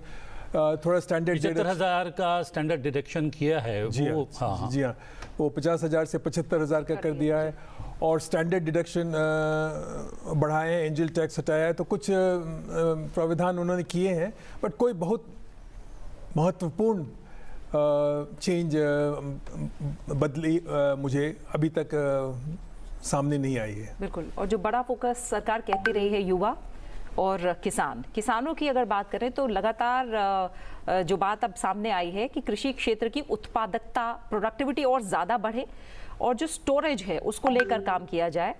30 फसलों की 109 किस्में जल्दी देश को मिलने वाली हैं, इसको कैसे समझें? बजट स्पीच में हम लोग सब ने देखा कि रिसर्च पे और रिसर्च एंड डेवलपमेंट पे बहुत जोर है, उसी के अंदर ये 30 नई फसलें भी आएंगी। सो हमारे देश में एग्रीकल्चर अभी तो ग्रोथ मोरलेस ठीक है, बट बहुत ज़्यादा ज़रूरत है कि ये रेजिलिएंट हो, वेदर से रेजिलिएंट हो, उसको मार्केट प्राइसेस ठीक मिले और नए प्रोडक्ट, नई बीजें आए जो ज़्यादा सॉर्ट ऑफ क्लाइमेट चेंज को उसको बेयर कर सकें। सो इन सब को देखते हुए बहुत ही स्ट्रॉन्ग फोकस दिया गया है एग्रीकल्चरल रिसर्च पे, न्यू टेक्नोलॉजी पे, जिसके तहत ये नई बीजें भी आ रही है। तो इन सब को अमल करने के लिए ग्राउंड पे और स्टेट्स में इंस्टीट्यूशंस भी डेवलप होने होंगे। एंड जो सरकार का ये आइडिया है, जो प्रपोजल है, उसको पुश करते हुए किसानों की स्थिति में बहुत अच्छी बढ़ोतरी होगी। मैं काफ़ी श्योर हूँ उसको लेकर। ओवरऑल एलोकेशन की बात करें ग्रामीण विकास की तो 2.66 लाख करोड़ रुपए वो तय किए गए हैं। ये राशि आपको लगता है काफ़ी है इतने बड़े काम के लिए? राशि तो ये वित्त मंत्रालय, कृषि मंत्रालय और रूरल डेवलपमेंट मंत्रालय सारे मिल करके डिस्कस करते हैं। ये प्रोसीजर आपको मालूम है कि मंत्रालय लोग अपना पहले एस्टिमेट देते हैं बजट में, एंड देन फाइनेंस मिनिस्ट्री वो सब बैठ करके देखते हैं। तो आई एम श्योर ये तो काफ़ी बातचीत करके किया गया होगा। एंड फिर कंपीटिंग नीड्स भी होती है। ये भी नहीं है कि सरकार के पास पूरा एक तिजोरी है, जितना चाहे खर्च कर ले। तो मेरे हिसाब से ये खर्च ठीक है।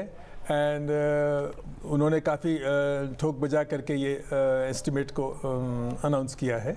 जी हाँ, अगर शिक्षा की बात करें, हम लोग कह रहे हैं कि सरकार का स्किल पर और शिक्षा पर खासा जोर है और उच्च शिक्षा के लिए 10 लाख रुपए तक का लोन थोड़ा सा आसान बना दिया है सरकार ने।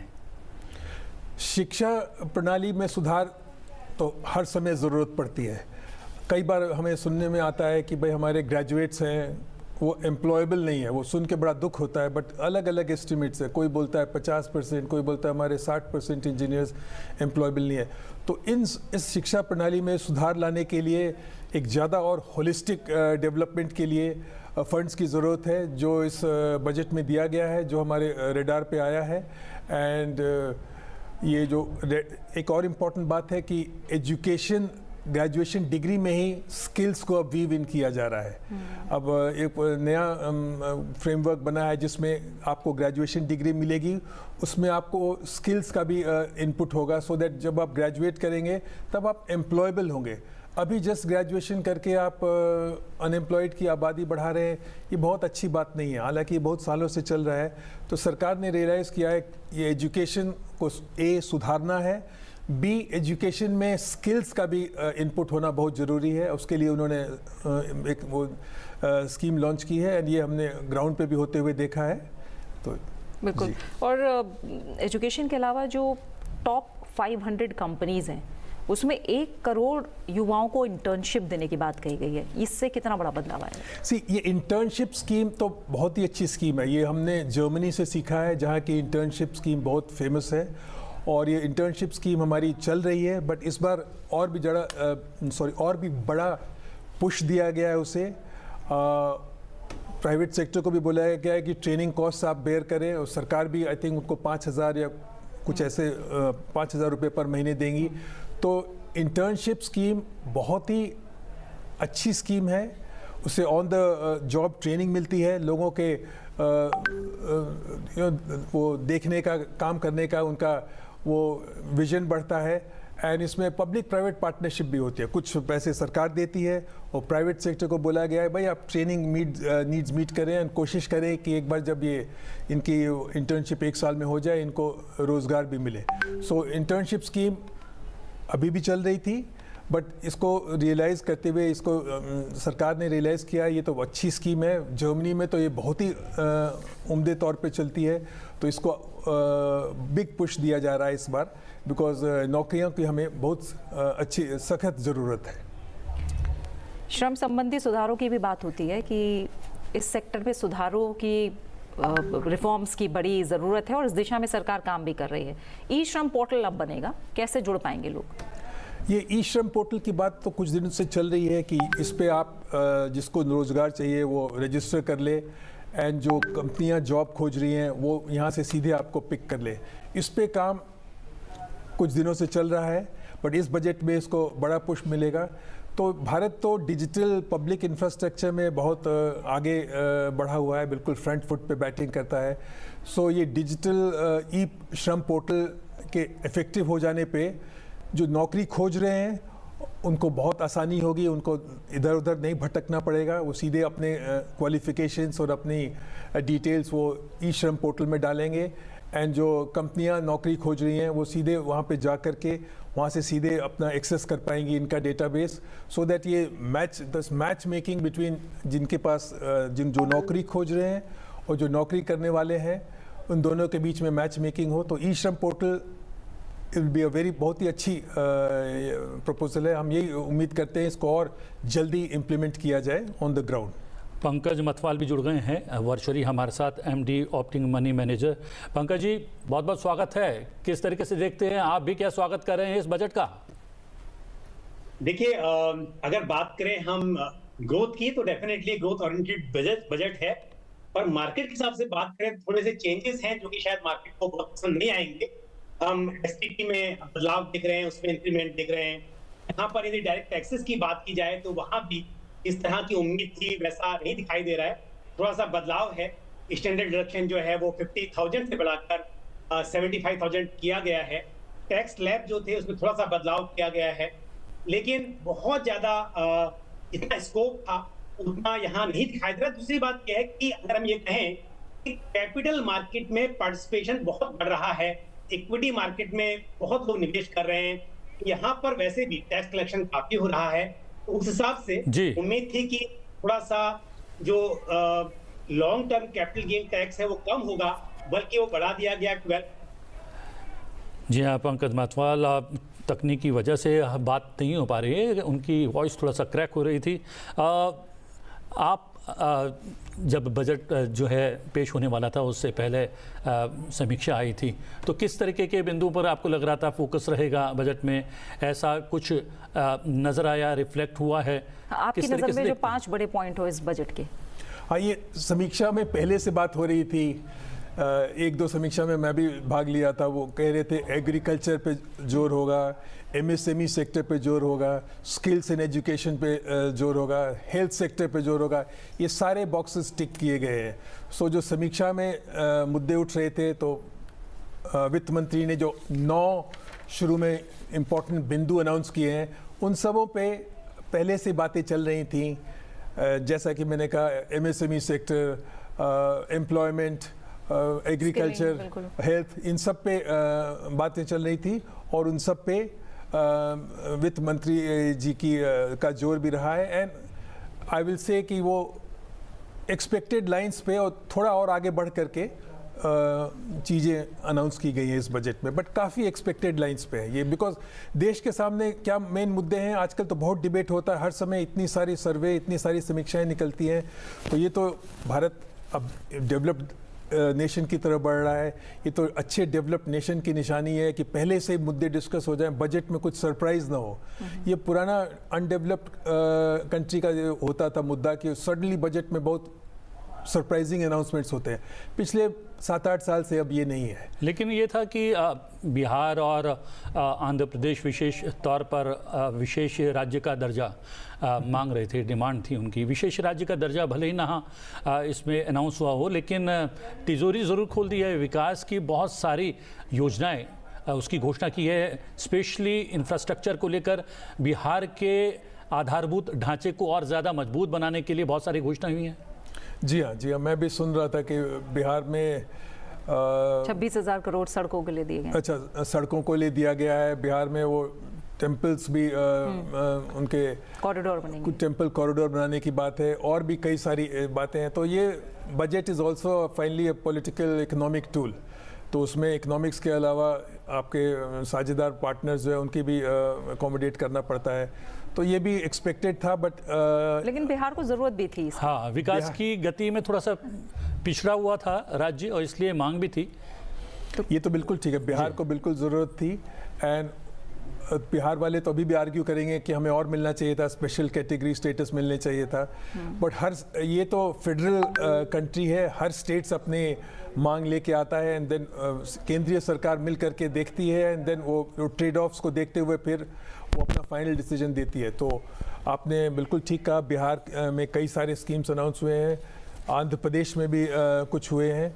बट वेदर ये आंध्र प्रदेश और बिहार वाले उससे बिल्कुल संतुष्ट होंगे कि नहीं, वो अलग बात है। बट देन केंद्रीय सरकार को तो सारे स्टेट्स और ये सबको देख करके फिर आगे डिसीजन लेना पड़ता है। तो ये मेरे हिसाब से अच्छा डिसीजन है। सबको घर देने की जो बात है आनंद जी, इस बार कहा गया है कि जो शहरों में रहने वाले गरीब हैं उन्हें 1 करोड़ घर दिए जाएंगे।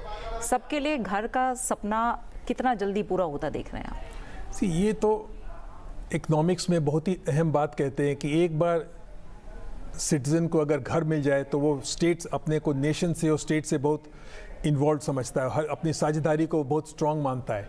तो ये बहुत ही 47 के लिए भी बहुत बड़ी हमारे लिए ये पड़ाव होगा कि सबको अपना घर मिले। बिल्कुल 2047 में जब हम विकसित देश बनने वाले हैं तो ये घर हर गरीब को मिल जाए, हर सिटीजन को मिल जाए, तो ये तो बहुत ही इम्पोर्टेंट इंडिकेटर होगा डेवलप्ड स्टेटस का।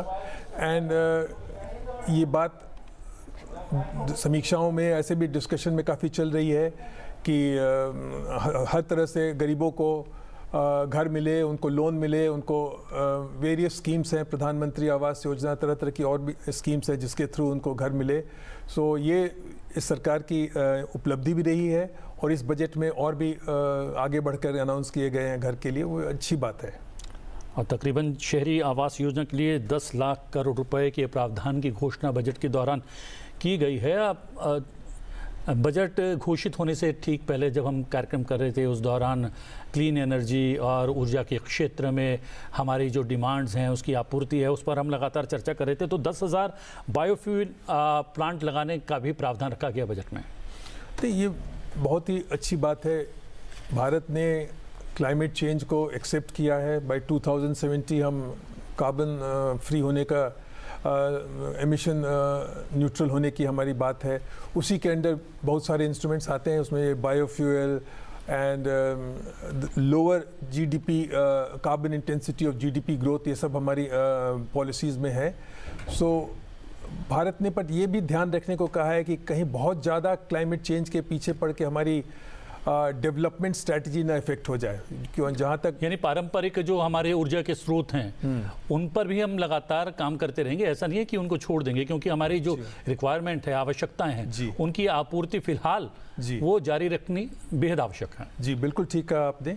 ये बहुत ज़्यादा एंथुजियाज्म में क्लाइमेट चेंज करने पर ये ना हो कि जो हमारी जो पारंपरिक ऊर्जा के सूत्र हैं वो हम भूल जाएं। उसको सरकार ने एक्सेप्ट किया है। एंड ये डेवलप्ड कंट्री अगर ये चाहें कि भाई केवल डेवलपिंग कंट्रीज़ जो अपनी एमिशंस कम करें, और जो पास्ट हिस्ट्री है डेवलप्ड कंट्रीज़ की जिन्होंने एमिशन करके ये क्लाइमेट चेंज को मेनली लाए हैं, तो वो ऐसा नहीं हो सकता है। डेवलपिंग कंट्रीज़ लाइक इंडिया, ये लोग भी अपना मुद्दा आगे रखते हैं और उसको रखते मुद्दे को अपने होराइजन पे रखते हुए हम अपनी नीतियाँ बना रहे हैं। एक R&D की रिसर्च एंड डेवलपमेंट को ज़्यादा से ज़्यादा मजबूत करने की बात कही जा रही है लगातार आनंद जी। इसमें 1 लाख करोड़ रुपए के वित्तीय कोष से जो निजी क्षेत्र है वहाँ वाणिज्यिक स्तर पर रिसर्च और इनोवेशन को बढ़ावा दिया जाएगा। ये बहुत ही अच्छी बात है। R&D में भारत का ऐसा रहा है कि पब्लिक सेक्टर ही ज़्यादा इन्वेस्ट करती है और प्राइवेट सेक्टर कम इन्वेस्ट करता है। Even public sector private sector जोड़ करके as a percentage of GDP हम लोग काफ़ी लो हैं as compared to developed nations like USA, Germany, Japan. So ये जो बूस्ट दिया जा रहा है कि प्राइवेट सेक्टर भी ज़्यादा R&D करे फार्मास्यूटिकल सेक्टर में, इलेक्ट्रॉनिक्स में, ये बहुत ही अच्छी बात है। बिकॉज अल्टीमेटली टेक्नोलॉजी इस देश को आगे ले जाएगी। हमें सबको मालूम है कि भारत ने टेक्नोलॉजी को एम्ब्रेस किया है। हमारी डिजिटल फुटप्रिंट बहुत अच्छी है। इवन आर्टिफिशियल इंटेलिजेंस से हम लोग घबरा नहीं रहे हैं, हम लोग उसको एक्सेप्ट कर रहे हैं। सो ये जो पुश हम दे रहे हैं कि private sector research and development में इन्वेस्ट करे, ये बहुत ही महत्वपूर्ण है। Because without investment in research and development technology को हम ले नहीं सकते। टेक्नोलॉजी कोई दुकान में बिकने वाली चीज़ नहीं। You have to develop the ecosystem, you have to develop the system जो लंबे पीरियड तक R&D के थ्रू ही हो सकता है। सो भारत ने ये बहुत ही अच्छी, इस बजट में ये बहुत ही अच्छी बात है कि हम लोग प्राइवेट सेक्टर को इंसेंटिवाइज कर रहे हैं। PM सूर्य घर मुफ्त बिजली योजना पर भी वित्त मंत्री ने कहा, और हम जानते हैं कि ये लगातार पिछले कुछ समय से बात हो रही है, जब इंटरिम बजट आया था उसके बाद से ही। ये कितना बड़ा स्टेप होगा एक तरह से लोगों को मोटिवेट करने के लिए कि वो अपने घर पर ज़्यादा से ज़्यादा सूर्य घर बनाएं? नहीं, ये तो बहुत ही अच्छा स्टेप है। सोलर एनर्जी में भारत तो बिल्कुल आगे सबसे आगे बढ़ करके खिलाड़ियों में से है। एंड ये बहुत ही हमारे प्राइड की बात है कि इंडियन सोलर अलायंस और ये सब में वो जो फेमस स्टेटमेंट है मोदी जी का, one world one sun and one grid, वो फाइनली जो दुनिया को भारत नहीं दिया है, दुनिया को भारत ने दिया। यूके से मिल करके हम उस पर कुछ आगे भी बढ़े हैं। सो सोलर एनर्जी मोदी जी के बिल्कुल रडार में है एंड ये बहुत ही हमारे लिए गर्व की बात है। तो ये जो इस बार जो अनाउंस होगा, इस बजट में जो अनाउंस हुआ है, ये और भी हमें पुश देगा। ऑलरेडी काफ़ी लोग घरों पे अपने छतों पे सोलर ग्रिड लगा रहे हैं जिससे उनको फ़ायदा हो रहा है, 300 यूनिट फ्री मिल रहे हैं और इस बजट में उसको और भी बड़ा पुश मिलेगा। मैं बिल्कुल कॉन्फिडेंट हूँ, इससे हमें काफ़ी इम्प्रूवमेंट होगा। इसमें महत्वपूर्ण बात ये है कि कुछ राज्य सरकारें मुफ्त बिजली की जो है योजनाएं चला रही हैं, उसमें जो है बिजली कंपनियों से लिया जाता है बिजली को पैसे खरीद कर और दिया जाता है मुफ्त में, तो एक भार लगातार जो है बढ़ता जाता है, फाइनेंशियल जो है बर्डन जो है राज्य सरकारों पर बढ़ता जाता है। इसमें उससे बचने का भी प्रावधान है। अगर आपको सोलर पैनल के थ्रू आप बिजली जो है जनरेट करेंगे तो आपको बिजली यानी कि ऊर्जा तो प्राप्त होगी, साथ में आपको बिल भी नहीं आएगा, बिल शून्य आएगा, किसी पर भार नहीं आएगा। ये जिसे जो कहते हैं ना समायोजित विकसित राष्ट्र की ओर जाना, वो उसकी ओर आप एक कदम मानते हैं क्या इसको? और उसमें लोगों की पूरी भागीदारी नहीं बिल्कुल, ये स्कीम बहुत ही सोच समझ के की गई है और आप अपना जनरेट करिए सोलर ऊर्जा, और आपको जो ज़्यादा जनरेट करिएगा तो उसको आप ग्रिड में भी भेज दीजिए और आपको अब बिजली 300 यूनिट तक चलो फ्री मिल रही है, वो भी ठीक है। तो आपने बिल्कुल बहुत ही अच्छे से समझाया। ये तो बहुत सोच विचार करके इसको सौर ऊर्जा स्कीम को और भी अच्छे से बढ़ाया गया है। बिल्कुल। और एक और खास मेहमान हमारे साथ मुकेश मोहन गुप्ता जी स्टूडियो में जुड़ गए हैं, जो कि प्रेसिडेंट हैं चैम्बर ऑफ इंडियन एमएसएमई के। बहुत बहुत स्वागत है आपका मुकेश गुप्ता जी। आप क्या बड़ी बातें आपकी नज़र में इस बजट में, और एमएसएमई को लेकर हम देखें तो टर्म लोन के लिए क्रेडिट गारंटी योजना भी मिली है, खास तौर से एमएसएमई के लिए जिस बड़े पुश की बात हो रही थी, इस बजट के जरिए कितनी उम्मीदें पूरी हुई? देखिए, मैं तो ये कहूँगा कि ये जो बजट है ना, अगर इसको हम कहें कि ये भैया एमएसएमई का बजट है तो भी कोई गलत नहीं होगा, क्योंकि एमएसएमई के लिए अलग चैप्टर है। एमएसएमई के लिए जितनी स्कीम अनाउंस की गई हैं, मैं जब नोट कर रहा था, मैं देख रहा था कि भाई एमएसएमई के लिए देखिए कितनी आएंगी, तो मैंने एक छोटा पेपर लिया और मैंने सोचा कि इस पेपर पे आ जाएंगी कि एमएसएमई की जो स्कीम्स है, तो नोट डाउन कर लूँगा ताकि आगे याद रहे। वो पेपर एक तरफ भर गया, दूसरी तरफ भी भर गया, तब भी मुझे लगा कि थोड़ा अब छोटा छोटा लिखना पड़ेगा। तो एमएसएमई की इतनी स्कीम्स है, मैं समझता हूँ कि जो भी स्कीम अनाउंस की हैं, काफ़ी कुछ पुट सब में एमएसएमई का है और एमएसएमई को सबसे फ़ायदा मिलेगा। लेकिन ख़ास तौर से जो एमएसएमई के लिए जो स्कीम्स अनाउंस की गई हैं, और मैं यहाँ एक बात और कहना चाहूँगा कि ये जो गवर्नमेंट है ना, बहुत ही कंसल्टेटिव गवर्नमेंट है, क्योंकि प्री बजट कंसल्टेशन में मुझे भी बुलाया गया था ऑनरेबल फाइनेंस मिनिस्टर द्वारा, और मुझे बड़ा गर्व है ये कहते हुए कि जो भी हमने सजेशंस दिए, भाई सरकार देखिए सारी बात तो हमारी मान नहीं सकती है क्योंकि और भी बहुत सारे कंस्ट्रेंट हैं उनके पास, लेकिन अधिकतर जो मेन जो हमने सजेशन दिए वो सारे मान लिए गए। मैं ये कहूँगा, जो आपने कहा कि 100 करोड़ रुपए तक की टर्म लोन के लिए जो गारंटी दी, सेल्फ गारंटी का एक स्कीम उन्होंने अनाउंस किया है, बाकी जब डिटेल में हम बजट पढ़ेंगे तो समझ आएगा। इसके अलावा जो एक एमएसएमई की सबसे एक और बहुत महत्वपूर्ण जो समस्या है फाइनेंस के लिए, वो ये है कि उनकी जो बैलेंस शीट है ना, वो अधिकतर बैंकेबल नहीं होती। उनको पता नहीं होता क्या रेशो होनी चाहिए, प्रॉफिट कितना दिखाना चाहिए, तो ये कुछ ऐसी समस्याएं होती हैं जो बैलेंस शीट जो उनकी होती है बैंकेबल नहीं होती। इसके लिए हमने सरकार से विनती की थी कि आप ये कैश फ्लो बेस्ड फंडिंग लाइए, तो सरकार ने कह दिया, इस बार पूरी तरह से मान लिया। उन्होंने कहा कि कुछ नया असेसमेंट सिस्टम हम बनाएंगे जहां टर्नओवर के बेस पर, और ये एक ऐसा सिस्टम रहेगा जो बैलेंस शीट बेस्ड फंडिंग से कैश फ्लो बेस्ड फंडिंग में ट्रांसफ़र किया जाएगा। बहुत बड़ा एक कदम है। इसके अलावा देखिए, एक और एमएसएमई की समस्या होती है, वो ये है कि जो क्रेडिट रेटिंग है, एक्सटर्नल क्रेडिट रेटिंग है, वो जितनी भी बड़ी कंपनीज हैं और ये छोटी कंपनीज हैं, सबके लिए जो स्कोर का मॉडल है वो एक है। अब यहाँ इन्वेस्टेबल ग्रेड आता है कि भैया BBB आपका अगर रेटिंग है तब आपको पैसा मिलेगा, नहीं तो नहीं मिलेगा, और अधिकतर जो हम एमएसएमई हैं वो इस BBB जो रेटिंग है उसमें फेल हो जाते हैं। तो हमने भी सरकार से ये विनती की थी, हमने कहा था कि भाई इनके लिए या तो एसएमई रेटिंग को ही मान लिया जाए या इनके लिए जो स्कोर मॉडल है वो डिफरेंट कर दिया जाए। अब सरकार ने एक कदम और आगे बढ़ गई है, उन्होंने कहा कि हम बैंक से ये कह रहे हैं कि अपना इंटरनल सिस्टम डेवलप करें, और ये एक्सटर्नल जो क्रेडिट रेटिंग कराते हैं उसकी जो रिक्वायरमेंट है, क्योंकि बैंक के पास लोन लेने जाते हैं और एक डायलॉग है ना कि जाओ पहले उसका सिग्नेचर लेकर आओ। हाँ, तो वो यहाँ पर होता है कि हम बैंक के पास लोन लेने गए, उसने कहा कि जाओ पहले केयर, इकरा या जो और रेटिंग एजेंसी हैं उनका सिग्नेचर लेकर आओ, उनसे पूछो कि आप BBB रेटेड हो या नहीं। वो मैं समझता हूँ कि वो जो रिजीम है वो अब ख़त्म हो जाएगा। इसके अलावा देखिए मुद्रा लोन की जो लोन की जो लिमिट है वो डबल कर दी गई है, तो ये अभी 10 लाख रुपए थोड़ा कम हो गया था, और ये एनकरेज करेगा एंटरप्रेन्योर्स को इस चीज़ के लिए भी कि भैया लोन लिया है तो समय से उसको वापस भी कर दो, क्योंकि जो लोग समय से वापस करेंगे उनको डबल लोन मिल जाएगा। तो ये एक बहुत बड़ा कदम है मैं समझता हूँ।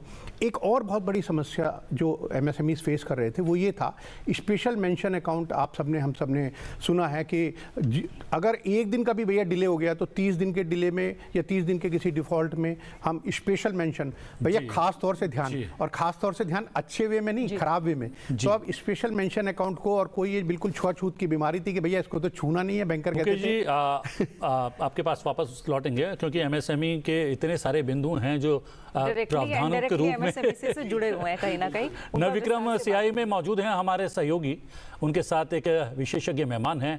जी नवविक्रम। बिल्कुल तकरीबन हम हमारे साथ इस समय राजन दमानी साहब हैं जो कि जेटलाइन ग्रुप के वाइस चेयरमैन।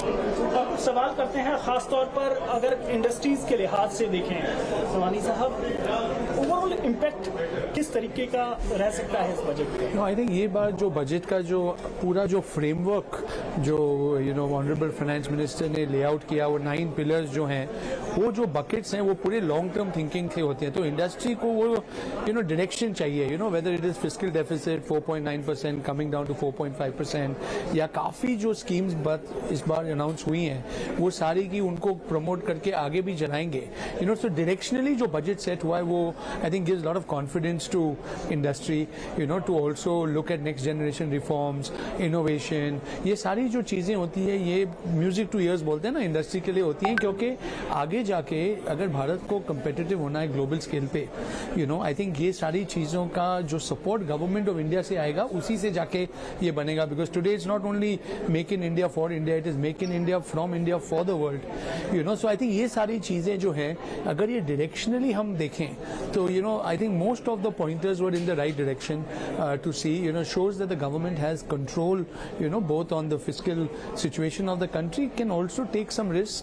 थोड़े जो हमारी जो युवा शक्ति है अगर आपने देखा तो उसमें काफ़ी चीज़ें around specially around skilling, internships, hand holding of large corporates with new age people, जो एंजल टैक्स बोलते हैं ना वो अबॉलिश हुई, वो बहुत ही परेशान, क्योंकि एंजल और टैक्स कभी साथ में जाती नहीं। एंजल आपको चलाता है, टैक्स सुन के आदमी थोड़ा तो आई थिंक ये छोटी चीज़ें हैं। Rationalisation of long term capital gain अगर आप देखें, अगर अभी वो तो फाइन प्रिंट में देखना पड़ेगा, पर अगर वो एक्चुअली 12.5% है तो ये जो कंपनीज जो लॉन्ग टर्म में स्टार्टअप्स प्राइवेट कंपनीज में इन्वेस्ट करती हैं वो पहले 20% और रहता था, तो अभी family offices, Indian domestic capital I think will be used a lot more, specially when it is coming to investing in local startups and new age companies. MSME को काफ़ी चढ़ावा दिया है, ई-कॉमर्स प्लेटफॉर्म से लेके हाँ उनको ग्लोबल करेंगे, लोन्स हैं, सब काफ़ी चीज़ें ये बार अगर बजट में आप देखें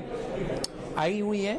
अभी ये लर्निंग से अगले साल मेरे हिसाब से अगर यही फ्रेमवर्क मेंटेन होता है तो इंडस्ट्री को कॉन्फिडेंस है कि सारे ये बकेट्स में ही जाके जाएंगे। तो ग्रीन एनर्जी अगर आप देखो, डिजिटल देखो, ये जो शब्द हैं they are all giving direction to where we should go. जैसे कि आपने MSME को लेकर बात की, तो एक तरफ जहां MSME को भी बढ़ावा दिया गया है काफ़ी, दूसरी तरफ स्किलिंग को भी सरकार ने प्रायोरिटी पर रखा है कि हम काफ़ी जो कौशल विकास है उस पर जोर देंगे। तो इन कौशल विकास का और फिर MSME का और फिर अगर हम पूरी इंडस्ट्रीज की बात करें, इसका आपस में कितना कनेक्शन रहता है और कितना फायदा एम्प्लॉयमेंट के लिहाज से होगा? दोनों चीज़ें से होती है। We always say we have jobs without people and people without jobs.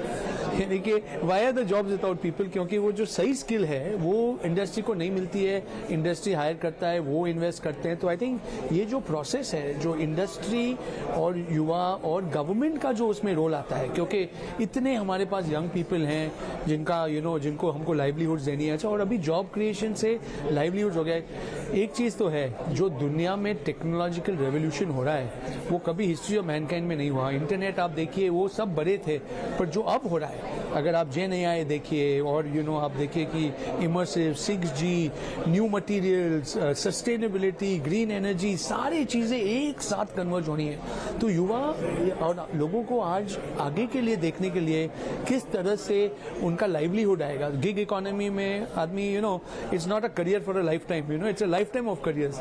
तो वो लर्निंग कैसी होगी, टेक्नोलॉजी आके हमारे युवा को हर step of the way career में कैसे उनको एनहेंस करेगी।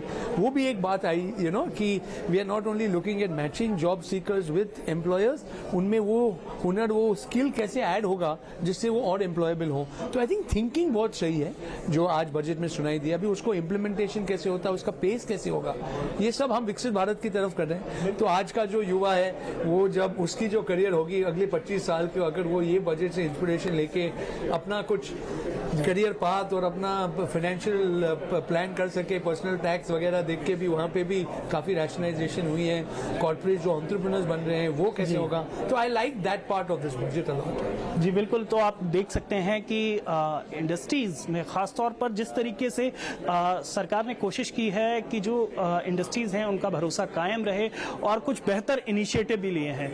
ये बात दमानी साहब ने कही है, जो कि जेटलाइन एयर के ग्रुप के वाइस चेयरमैन हैं। यहाँ प्रतिक्रम हमारे सहयोगी बात कर रहे थे, CI में मौजूद थे। हमारी सहयोगी टीना झा भी हमारे साथ जुड़ गई हैं। टीना, बाजार तो असेस कर रहा है पूरे बजट को, तुमने तो असेस कर लिया होगा।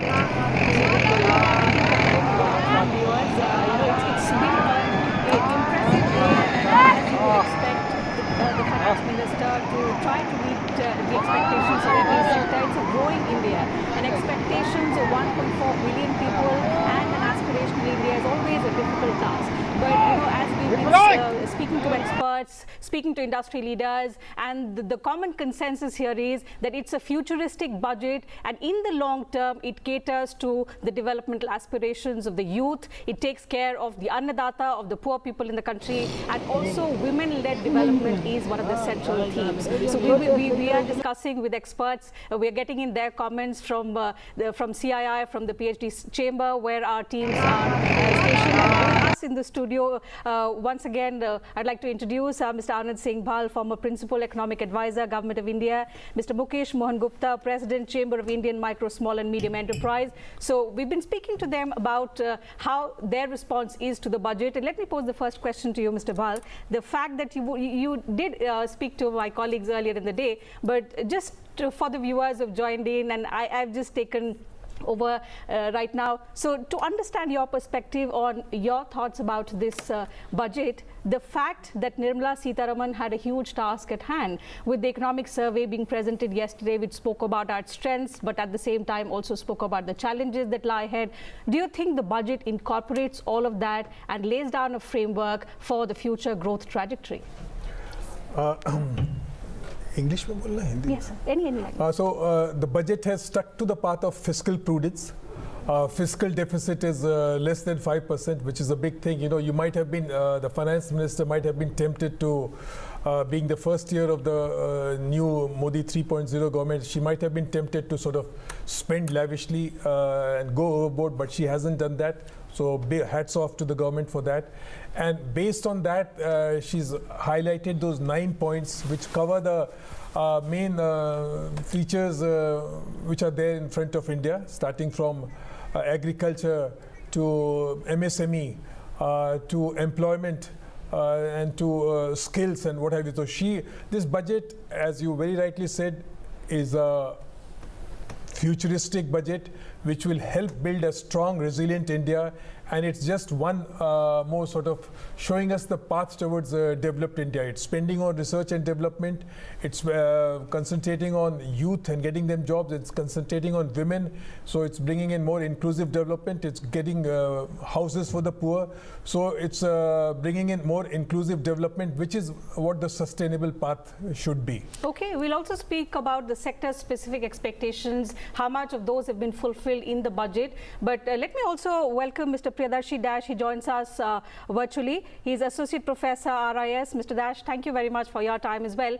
Your first thoughts on the budget, sir. The fact that the Finance Minister, as promised in the interim budget, has laid a detailed framework of Viksit Bharat and sector-wise allocations, sector-wise schemes, which will take the growth story forward.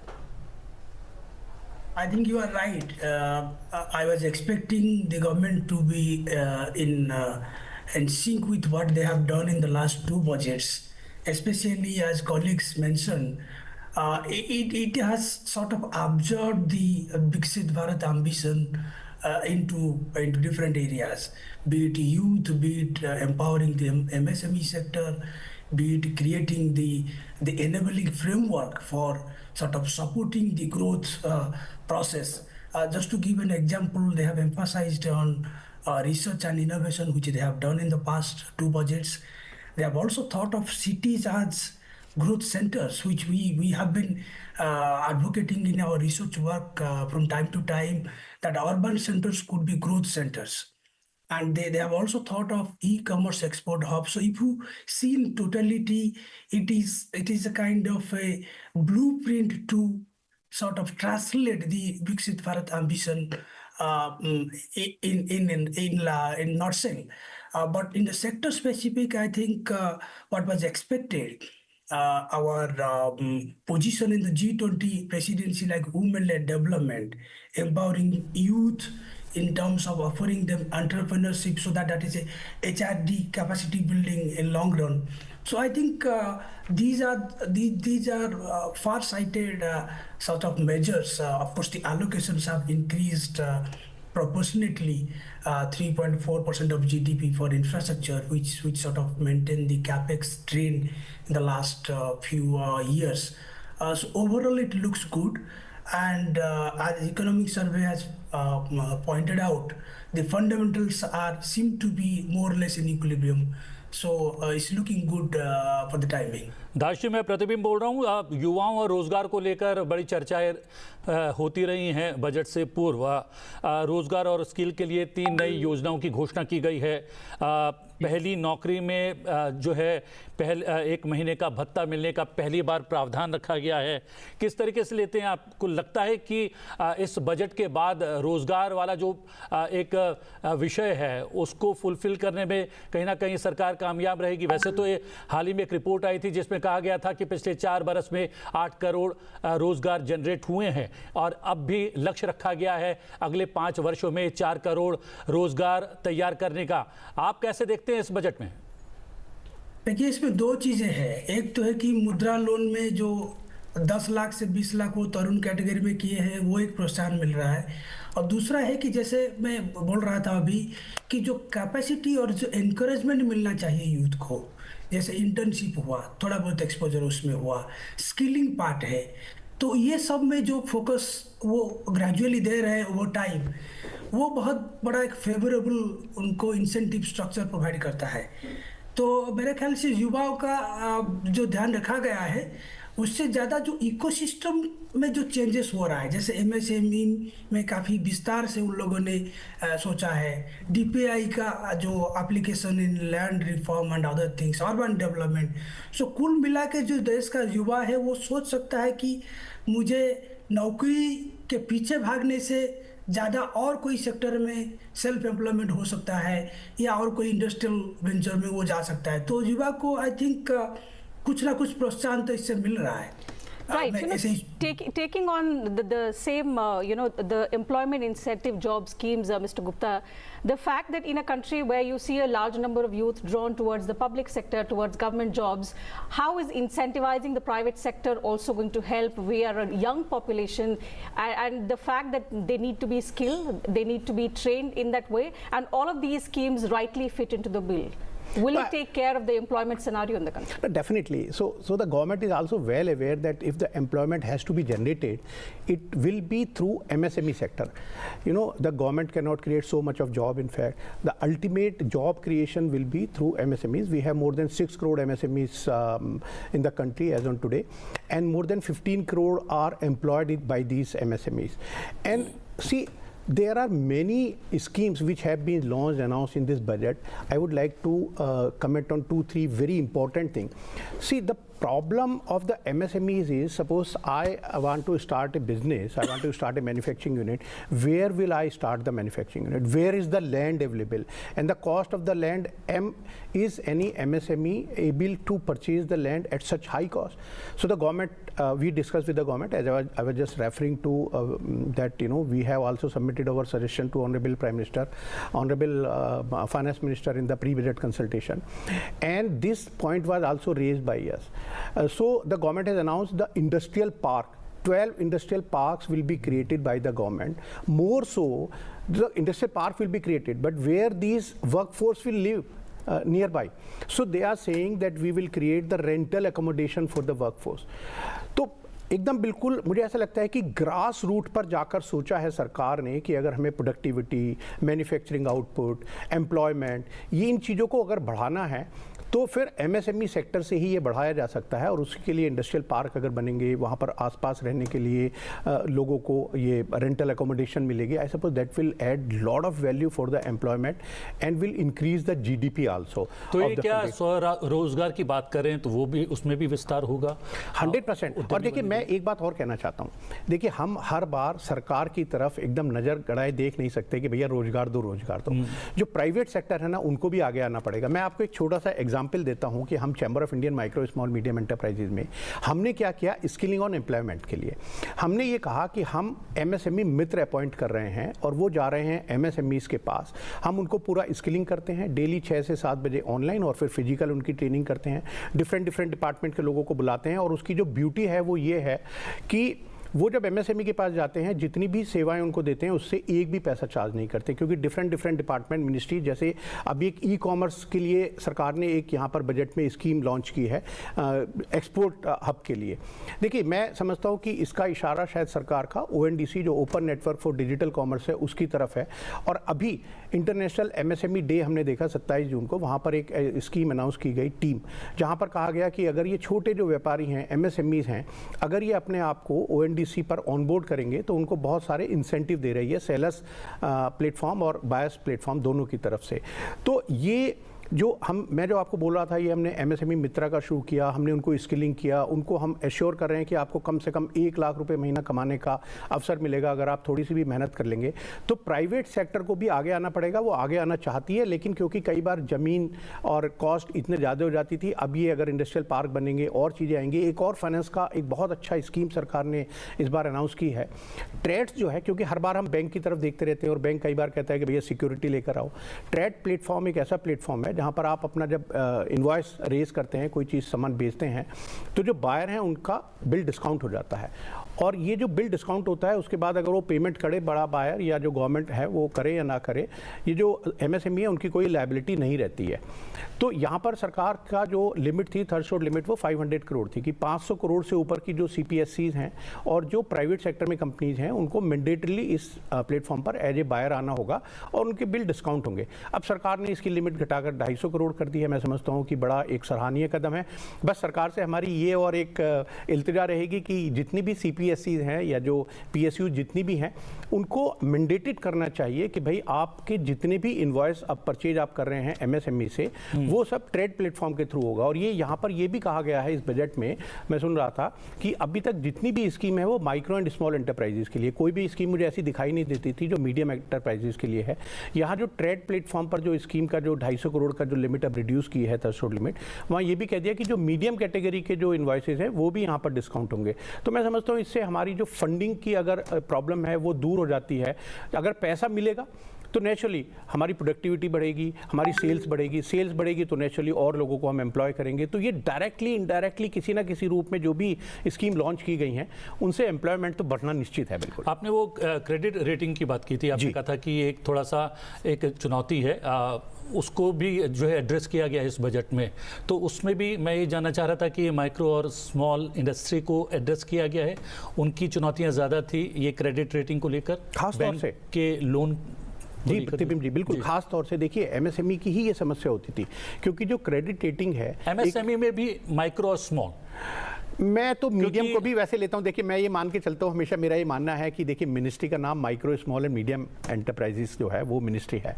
तो medium वालों को बेचारों को अगर आप छोड़ दोगे तो ना तो वो लार्ज वाले उनको देखेंगे, ना ये मिनिस्ट्री ऑफ MSME देखेगी। तो मेरी तो सरकार से हमेशा ये रिक्वेस्ट रहती है कि या तो आप इस मिनिस्ट्री का नाम बदल दीजिए, आप ministry of micro and small enterprises. इसलिए बात कर रहे हैं क्योंकि उनका बैंक अकाउंट, उसको बैंक अकाउंट को जो है हैंडल करना, और वो थोड़ा सा उनके लिए चुनौतीपूर्ण था। मैं ये कहूँगा कि ये जो रेटिंग वाली जो बात आपने खास तौर से टच की ना, ये मीडियम भी कवर होता है। क्योंकि इसलिए कवर होता है, अधिकतर जो रेटिंग की बात आती है, जब बैंक कहते हैं कि एक्सटर्नल रेटिंग आप करा के लाओ और वो इन्वेस्टेबल ग्रेड होनी चाहिए, तो अधिकतर जो बैंक्स है ना उनकी रिक्वायरमेंट है कि वो 25 करोड़ तक, कुछ बैंक कहते हैं कि भाई इससे अगर आप ज़्यादा लिमिट ले रहे हो या फैसिलिटी ले रहे हो, या कुछ बैंक्स ने कहा कि अगर आप 50 करोड़ से अगर आप लोन लेना चाहते हो तब आप एक्सटर्नल क्रेडिट रेटिंग।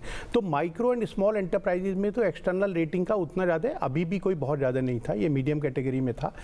लेकिन ये समस्या बड़ी थी, क्योंकि जब भी अगर कोई 25 करोड़ से 26 करोड़ लेने जाता है तो बैंक उसको बोलते हैं कि जाओ, जैसे मैं कह रहा था कि जाओ उसका सिग्नेचर लेकर आओ पहले रेटिंग एजेंसी का।